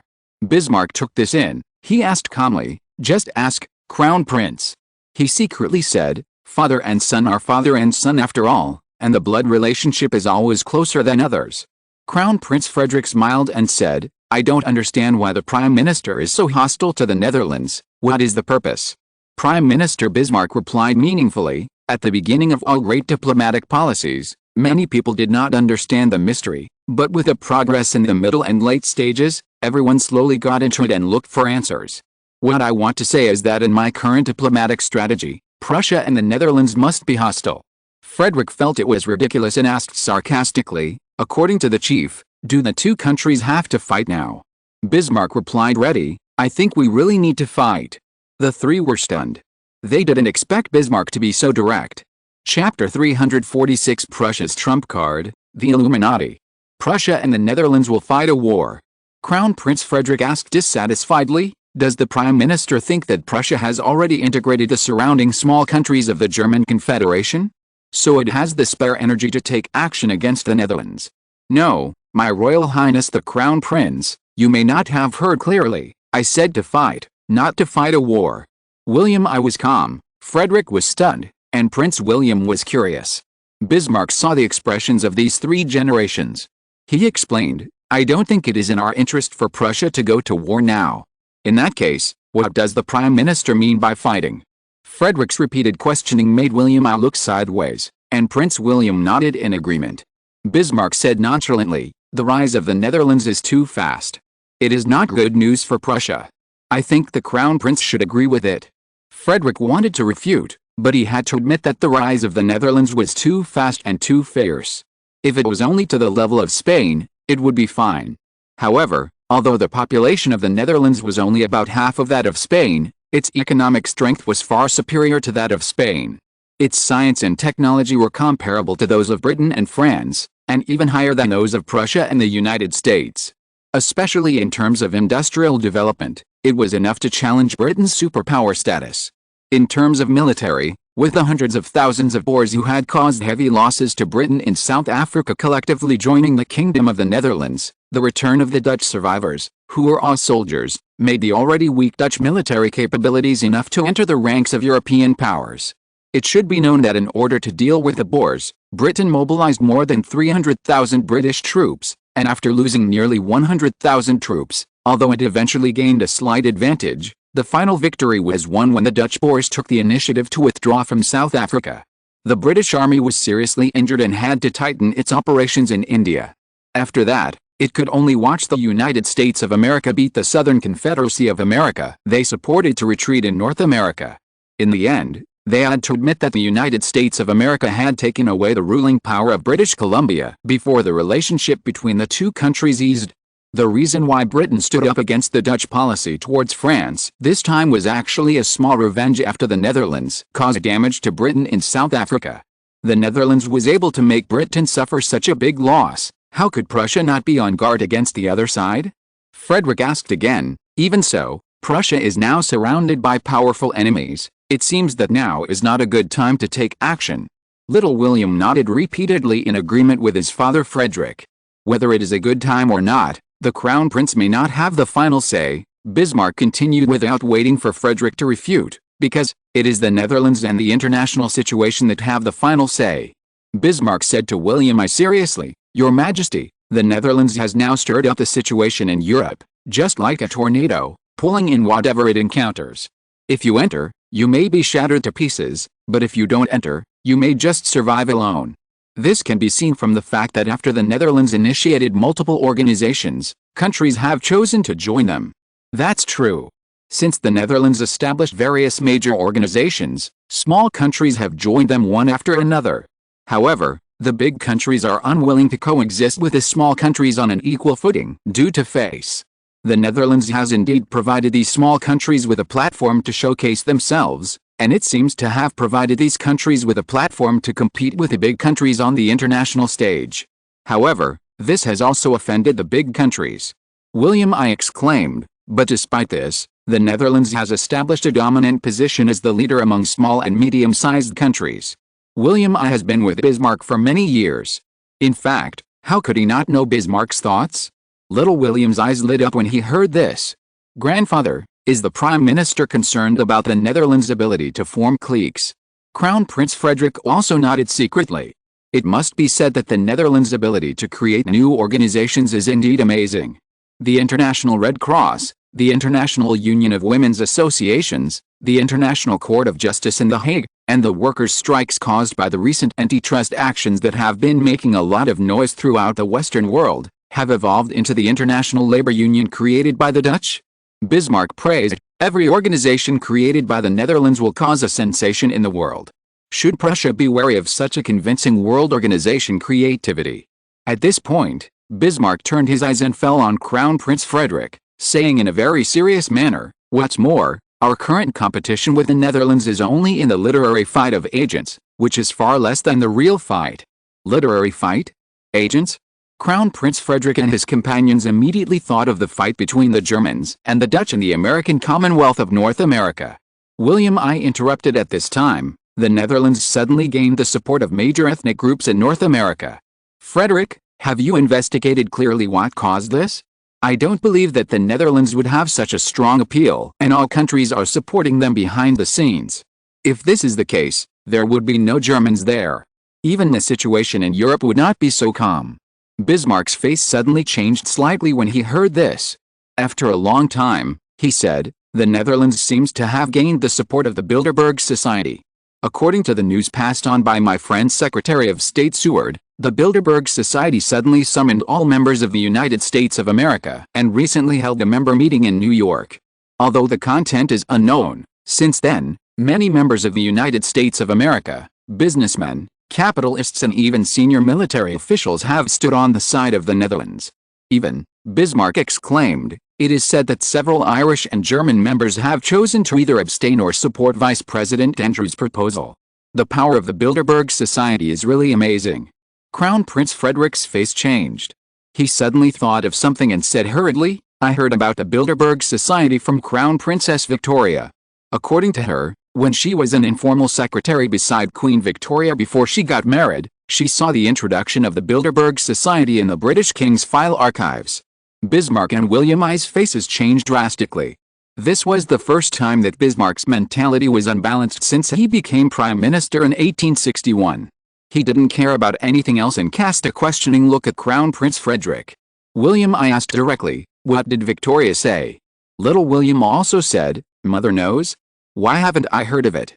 Crown Prince Frederick directly ignored Little William's question and said, she said that this organization was founded in the Bilderberg Hotel in the Netherlands in 1857, and the leader was a small capitalist named Andy. Victoria seemed to have said that the British archives said that Andy's people were funded by the Dutch royal family. In terms of specific aspects, this file is not too detailed. Obviously, the strictness of the organization made it difficult for Queen Victoria's intelligence personnel to infiltrate it. Dutch royal family? William I and Bismarck looked at each other. The latter said, sure enough, the organization supported by the Netherlands. Crown Prince Frederick asked hurriedly, the Bilderberg Society is powerful and extremely secretive. What should we do? After seeing William I nod, Bismarck said arrogantly, the UK has the Freemasonry, the Netherlands also has the Bilderberg Society, and we in Prussia naturally have our own secret forces. Since everyone likes this, then our Prussian Illuminati should also surface to confront them. You can search for the Illuminati on the internet, and I guarantee that everyone will be amazed. Chapter 347, The Secret Power of the British Royal Family, Freemasonry. Outsiders could not know what the Boleyn royal family had said to Bismarck, but the world had already been shocked by the situation in the United States of America.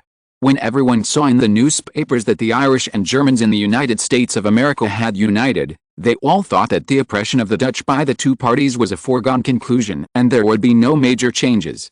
However, they never thought that the Dutch would be able to turn the tables. In an instant, The United States of America became a hot topic of public opinion in the eyes of elites around the world. Countless people in the political, business, and middle-class circles of various countries all paid attention to it. Their attention to the two countries of America actually overwhelmed the French Empire that invaded the Kingdom of Siam. Look at today's European Times.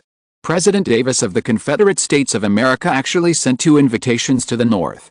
One invitation was to invite President Lincoln to visit Richmond, the capital of the South. The other invitation Davis sent to Senate President and Vice President Andrew, inviting him to visit Davis' hometown of Clarksburg, West Virginia. President Davis really knows how to pick the time. This is not an invitation, this is clearly a provocation. Look, Le Figaro. The French Empire officially stated that it will not participate in the domestic affairs of the United States of America. Napoleon III said that he would not favor any side. He said that when the time is right, he would invite important figures of the United States of America to visit Paris to discuss international affairs. It's Britain. Foreign Secretary Russell actually said that he had no intention of interfering in the affairs of the United States of America, but expressed support for the country's rule of law. He hoped that the Constitution of the United States of America would not become an empty shell. Although there was no criticism of President Lincoln, this statement by the UK seemed to deviate from the previous policy of Prime Minister Disraeli to distance himself from the Netherlands, which made people wonder whether this was a side effect of the British Disraeli cabinet government's continued employment of the Whig foreign minister. It is said that there has been a contest in the UK recently. The Tory party, where Prime Minister Disraeli is located, has an advantage in the House of Commons, and the Whig party, led by Foreign Ministers Clayton and Russell, has occupied the House of Lords. This is also the reason why Disraeli chose to keep Russell as foreign minister in order to get the cooperation of the Whig party. Unexpectedly, Britain is not clean, but it is concerned about the affairs of America, which is very surprising. After the Dutch gained the support of various ethnic groups, various countries expressed their opinions one after another. Obviously, the Dutch's turnaround has made the elites of various countries willing to change their minds and bet on both sides. The Dutch reversed the disadvantage in one fell swoop and instantly suppressed the Germans and Irish in Congress, which surprised everyone. Many people who hate the Netherlands gnashed their teeth and cursed secretly. What's so good about the Dutch? Why can they get so much help from so many countries? Those who want to see the Dutch laugh can hardly suppress their anger. However, when they found that the world seemed to be regaining neutrality, they chose to remain silent. Time goes back to 5 days ago, that is, before January 5, 1868, when the Dutch in the United States of America had not yet gained support from other ethnic groups. Amsterdam, the Netherlands. Illuminati. William IV looked at Andy in confusion. As William IV's right-hand man who secretly controlled the world's people, Andy, the helmsman of the Bilderberg Society, was very careful in front of William IV. He personally witnessed William IV's cruel methods, and he was afraid of this king from the bottom of his heart. Hearing William IV's question, Andy hurriedly told about this organization. The Illuminati was an Enlightenment thinker group formed in Berlin in the 18th century.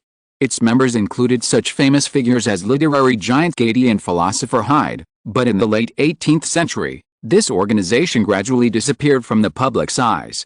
There is little news about it, but this is just the feeling of the low-level personnel. In fact, everyone in Prussia and even the entire German Confederation knows that the organization was actually forced to become a force secretly cultivated by the Prussian government in the late 18th and early 19th centuries when it was banned by the Prussian government. Although it has disappeared from the public eye, those who know it know that the Illuminati attracts a large number of supporters and critics. With the immigration of Germans to America, big figures such as Thomas Jefferson, the third president of the United States of America, once praised the Illuminati for its moral values. Therefore, there are many supporters in the United States, among which Germans are the most, and other ethnic groups are said to exceed 8,000. In addition to North America, it has established branches in most European countries. But at the same time, a group of people accuse the Illuminati of secretly conspiring to rule all nations and countries with a Prussian idea, especially the senators of various ethnic groups. After all, this is depriving them of their influence. Is there anything more infuriating than having the base of the senators' voters poached? William IV was shocked to hear that Prussia actually had such an organization, and then he quickly thought of a way to deal with it. Now, after he began to calculate the pros and cons, he said to Andy harshly, Arrange your Bilderberg people to announce that the Kingdom of Prussia is preparing to let the Illuminati cultivate believers on a large scale in the United States of America, especially to remind them of the great bad deeds of the Illuminati, so that those members of the American race will choose to get close to Andrew. What a brilliant political strategy. Andy's eyes lit up. In this way, these hospitals are afraid of their status. If they don't report it, how can they hesitate to offend anyone? In the case of choosing between two, they will naturally not stand on the side of President Lincoln. Andrew originally occupied a large part of the support of the senators, and in the House of Representatives, other ethnic groups also occupied a large share. At this time, the Dutch will get support. Who said that the strategy of the Illuminati to unify the world had already aroused the fear of the whole world? On January 10, 1868, when the representatives of various ethnic groups supported the Dutch, just when everyone was paying attention to the reasons for the Dutch support, the relationship between the Kingdom of Prussia and the notorious Illuminati was suddenly exposed, which made the Germans stand up. According to the New York Times, this clue was provided by an important member of the Freemasonry supported by the British royal family. Suddenly, Britain seemed to be involved in an unprovoked disaster, although British politicians expressed their innocence. For this reason, the news came from the UK that Queen Victoria had asked the British Cabinet Government Lamb or professional investigation team to investigate the Freemasonry supported by the British royal family and accused of publishing the relationship between the Kingdom of Prussia and the Illuminati. Chapter 348, The Cunning Italian. The German Americans originally thought that with the support of the Kingdom of Prussia, they would be even more powerful in the American Commonwealth, but now Prussia itself is caught in a scandal, which makes the German Americans headed by Seward the object of suspicion, which makes them dissatisfied with Berlin. The American Commonwealth is very important to the rise of the Kingdom of Prussia, so Bismarck does not allow Seward and others to be defeated easily. On January 15, 1868, the Prussian Ministry of Foreign Affairs admitted that the Illuminati is now under the jurisdiction of the Prussian government, but the organization has long been reformed and is just an organization that promotes morality. The doctrine is similar to Protestantism. The Prussian Ministry of Foreign Affairs also stated that people should not care about ordinary organizations like the Illuminati, but should pay more attention to the British Freemasonry, which is said to have more than 500,000 people. The Prussian Ministry of Foreign Affairs conspiracy theory attacking the British Freemasonry. Although it is clear that Prussia is diverting attention, not everyone has a special liking for Prussia. Freemasonry suddenly became the object of scrutiny by the entire West. After all, compared with other organizations, Freemasonry has hundreds of thousands of members, including more than 100,000 international members. No one dared to ignore the destructiveness caused by these 100,000 people. After all, these may be brainwashed believers.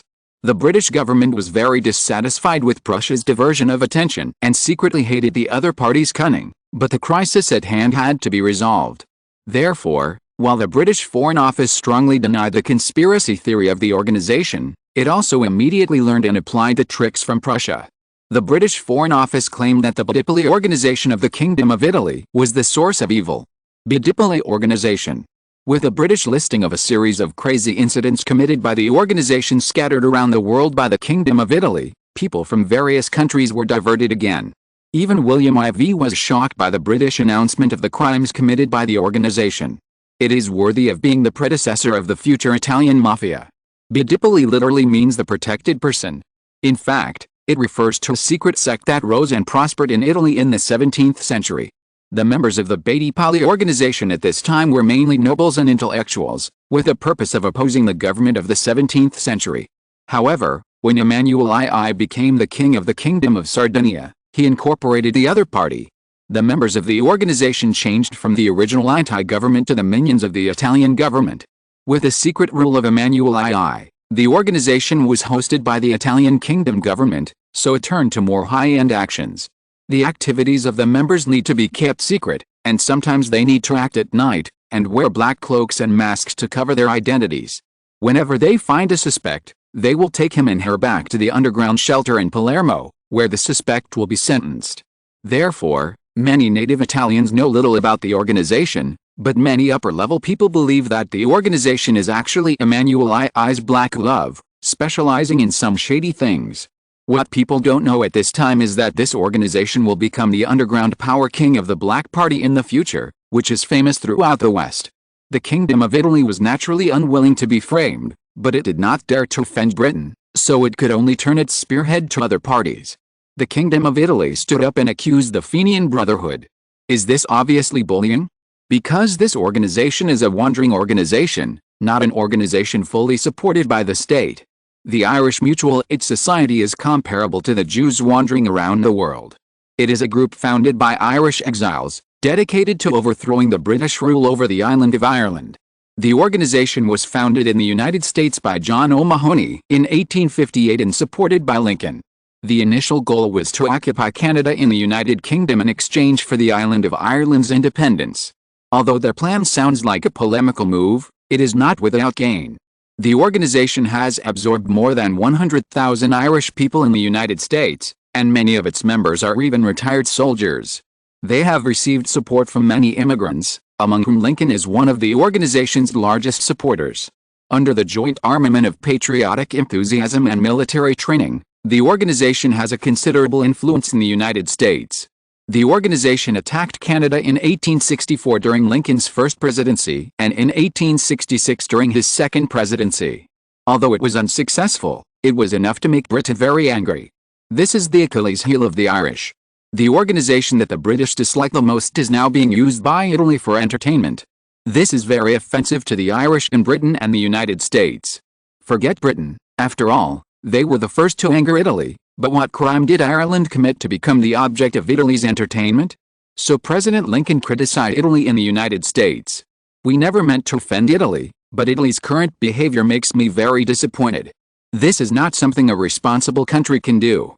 This approach has shown the whole world how weak a cowardly Italian government is. Yes, that's the image I see. I don't think Italy should do this. After all, Ireland has never been a problem for Italy, but Italy is now firing at Ireland. Have the Irish offended you? President Lincoln directly accused Italy in an interview with the European Times. Finally, he also responded to Britain's statement about rule of law. We will naturally govern the country in accordance with the Constitution of the United States of America. We will pay attention to the separation of powers. The President's executive power, judiciary and congressional supervision will do a good job. Please rest assured, Great Britain, we will not lag behind you in rule of law.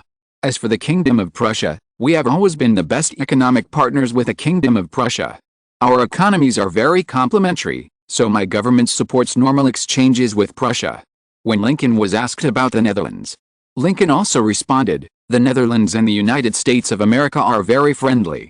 Now everyone can see that more than half of our congressmen are Dutch friendly, whether in the Senate or the House of Representatives. This is the most direct manifestation. I will not say much about it. Just like when answering the British, we support the judiciary and Congress to supervise our executive agencies. Of course, healthy competition helps to express the dissent of different opinion groups, so that more people can agree with it, whether it is the federal government of the United States or the Congress of the United States of America. William IV saw Lincoln's answer in Amsterdam and praised him for being smart and retreating when he saw that the situation was not good. It looked so perfect and traceless. He deserves to be named the greatest president of the United States in the future. However, how could the Netherlands let you get away with it so easily? William IV sneered. Chapter 349, Europeans continue to fight in North America. 1868, major newspapers in the United States reported on organizations that had infiltrated European countries in the United States. The New York Post, the New York Times, and the Chicago Times, controlled by the Dutch, attacked the British Freemasonry and the Illuminati of the Kingdom of Prussia. The Washington Post, controlled by the Irish, and the San Francisco Times, controlled by the Germans, attacked the Bilderberg Society in the Netherlands and the Bidibeli organization in Italy. These newspapers attacked each other, and these originally secret organizations appeared in front of the public at this time.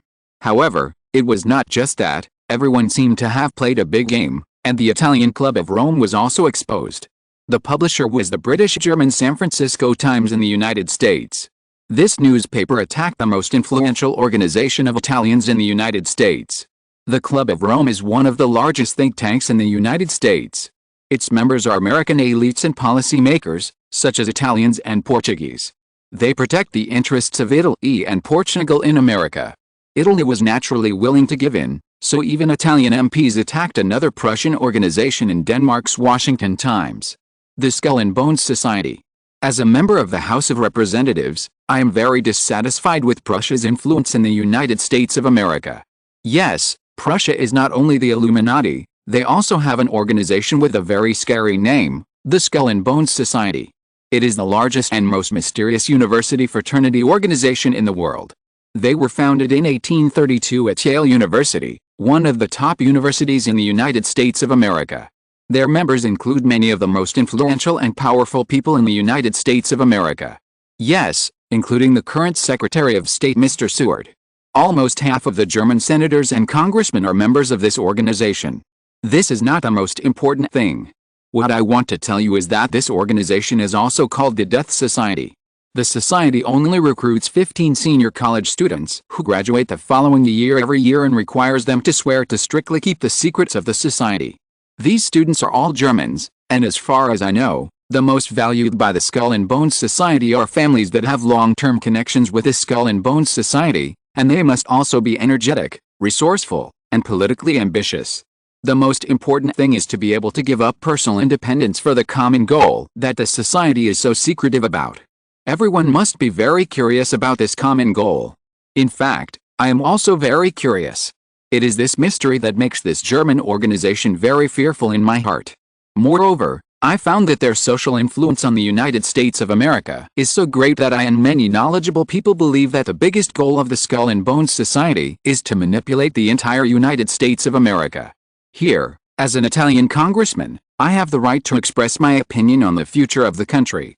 I hope Secretary of State Seward will explain this.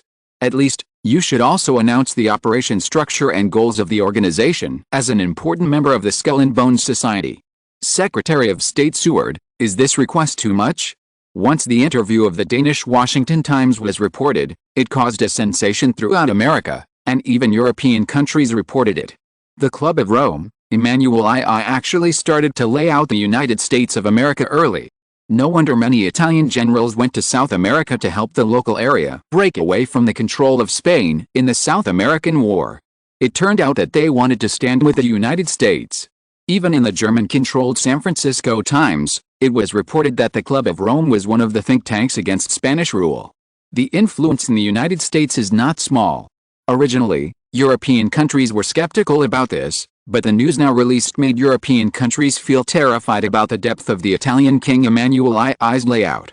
Even Prussian Prime Minister Bismarck sighed in Berlin. No wonder the Kingdom of Sardinia became the Kingdom of Italy and began to challenge the French Empire's dominance in the Mediterranean in southern Europe.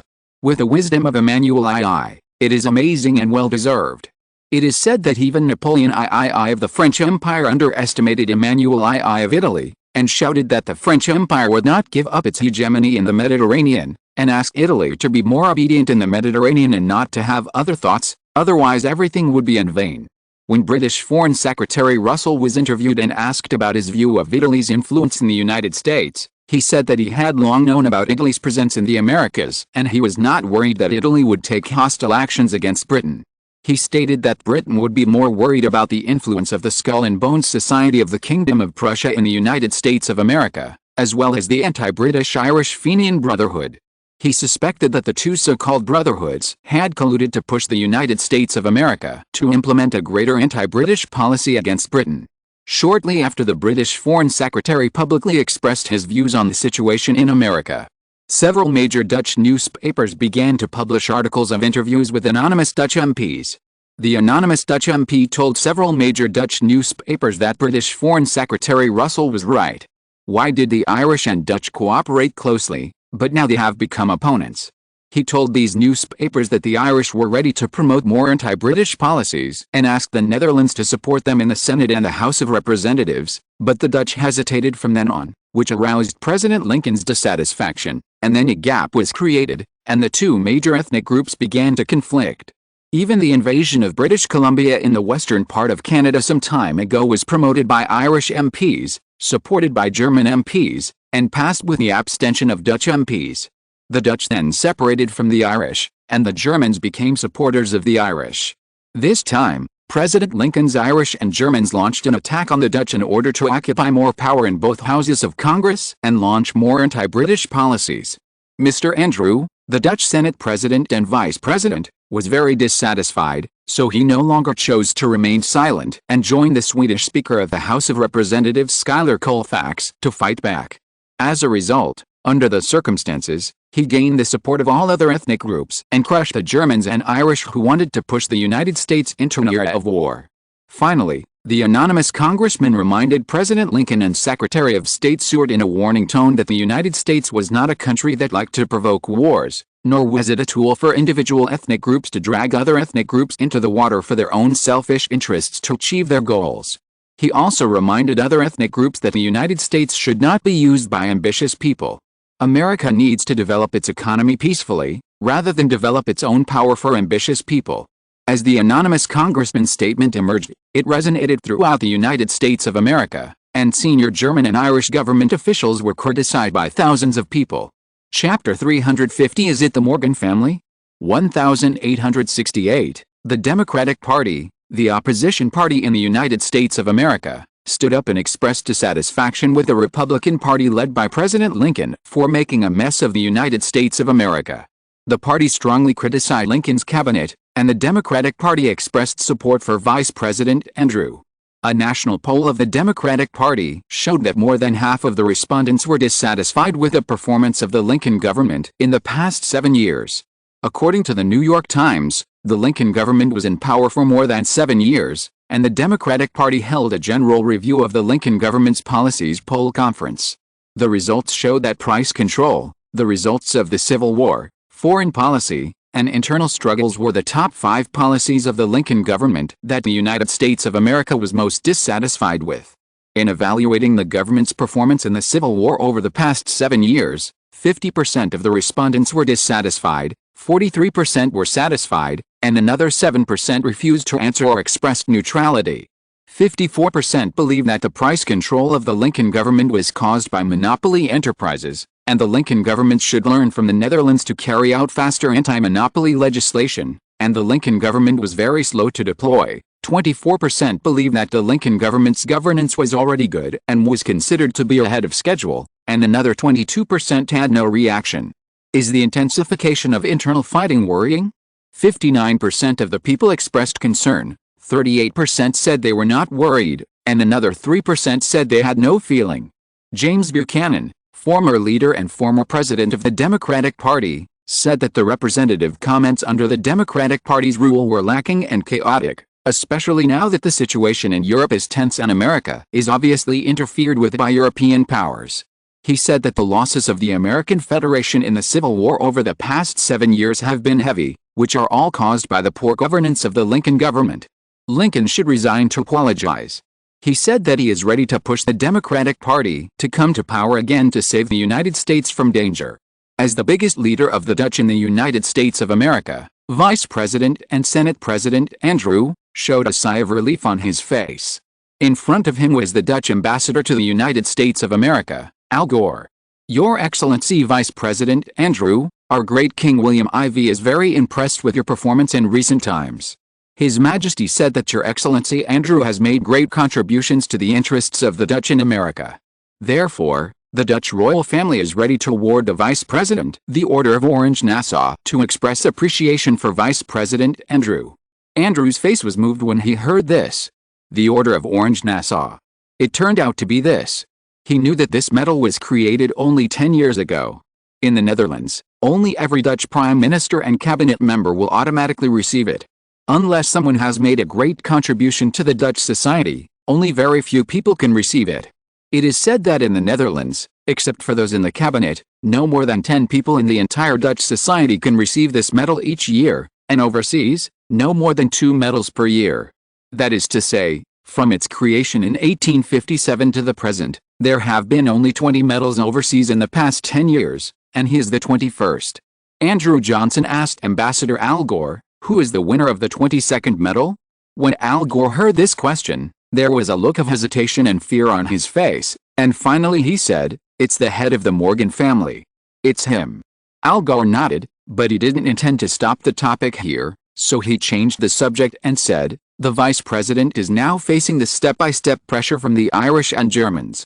I wonder if he has any countermeasures? Vice President Andrew's face changed slightly. He felt a little apprehensive when he saw the head of the Dutch embassy in the United States.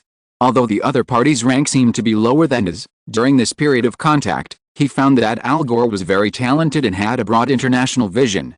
He had to admit that the Netherlands under the rule of William IV already had the potential to cultivate talents for a European power. He had come into contact with several of the heads of embassies abroad. Nicholas Pearson, the former ambassador to Prussia who became the Deputy Minister of Foreign Affairs of the Netherlands some time ago, and Mike Davis, the current ambassador to the United Kingdom, were all talented people who could govern a region. When a smart person speaks, there is no need to hide too much, so he said calmly, "Excuse me, Ambassador. The situation in the United States is a mess now. It is inevitable that the Germans and Irish will collude and form a group. Although I have temporarily obtained the support of the Netherlands and the support of other ethnic groups under the promotion of the Bilderberg Society, I have also obtained the support of other ethnic groups. But the ambassador also saw that other ethnic groups actually have their own backers, especially the Roman Knights in Italy. Obviously, the Italian parliamentarians were pushed by the Bilderberg Society and stood on my side, but President Lincoln and Seward were caught off guard and had no time to stop it. Now that it has become public, the small countries have failed. I think the countries behind these ethnic groups have begun to pressure these other ethnic groups to choose neutrality." Andrew couldn't help but smile bitterly when he said this. This is the political reality. At this time, Europe is definitely the authority of the world. The economic power of the United States is very strong, and its military should not be weak. However, the United States is supported by many immigrants who are loyal to European countries, which makes the United States full of internal contradictions. The current chaos is enough to explain everything. Al Gore paused and smiled. "Vice President, this is not your style. You have always been known for your toughness." Andrew smiled bitterly and said, "This is not just a momentary emotion when you see someone from your hometown, but please don't take it to heart." Al Gore secretly said that it was amazing, and he really deserved to be one of the top figures in a country. In this way, the relationship between the two has indeed become much closer. Al Gore did not dare to underestimate the other party. There are also the two words hometown. It seems to be closer, but in fact, it is just the meaning of relatives in the past. It seems to be intimate, but in fact, there is an invisible barrier. Al Gore quickly calculated the gains and losses, but the smile on his face was maintained. He said tentatively, "The Kingdom of the Netherlands is very dissatisfied with the living conditions of the Dutch in America, so in order to improve the welfare of the Dutch, His Majesty William IV racked his brains and tried every possible way for the Dutch, and finally believed that the Dutch must become powerful in the United States of America." What does it mean to become powerful? Although Andrew had a lot of guesses, because the help from the Netherlands during this period was beyond his expectations, it almost stunned him. Therefore, when Al Gore appeared this time, he knew that the secret of the Netherlands helping them was about to be revealed, and the word becoming powerful that appeared now shocked Vice President Andrew's heart, and he looked at Al Gore excitedly, as if he saw that the thing he had longed for was about to appear. End of this chapter. Thank you very much for reaching the end. Don't forget to like. Looking for more exclusive content and immediate access? Subscribe to our Patreon. Remember, every like, subscription, or donation encourages us to continue. Thanks to everyone. See you in the next video.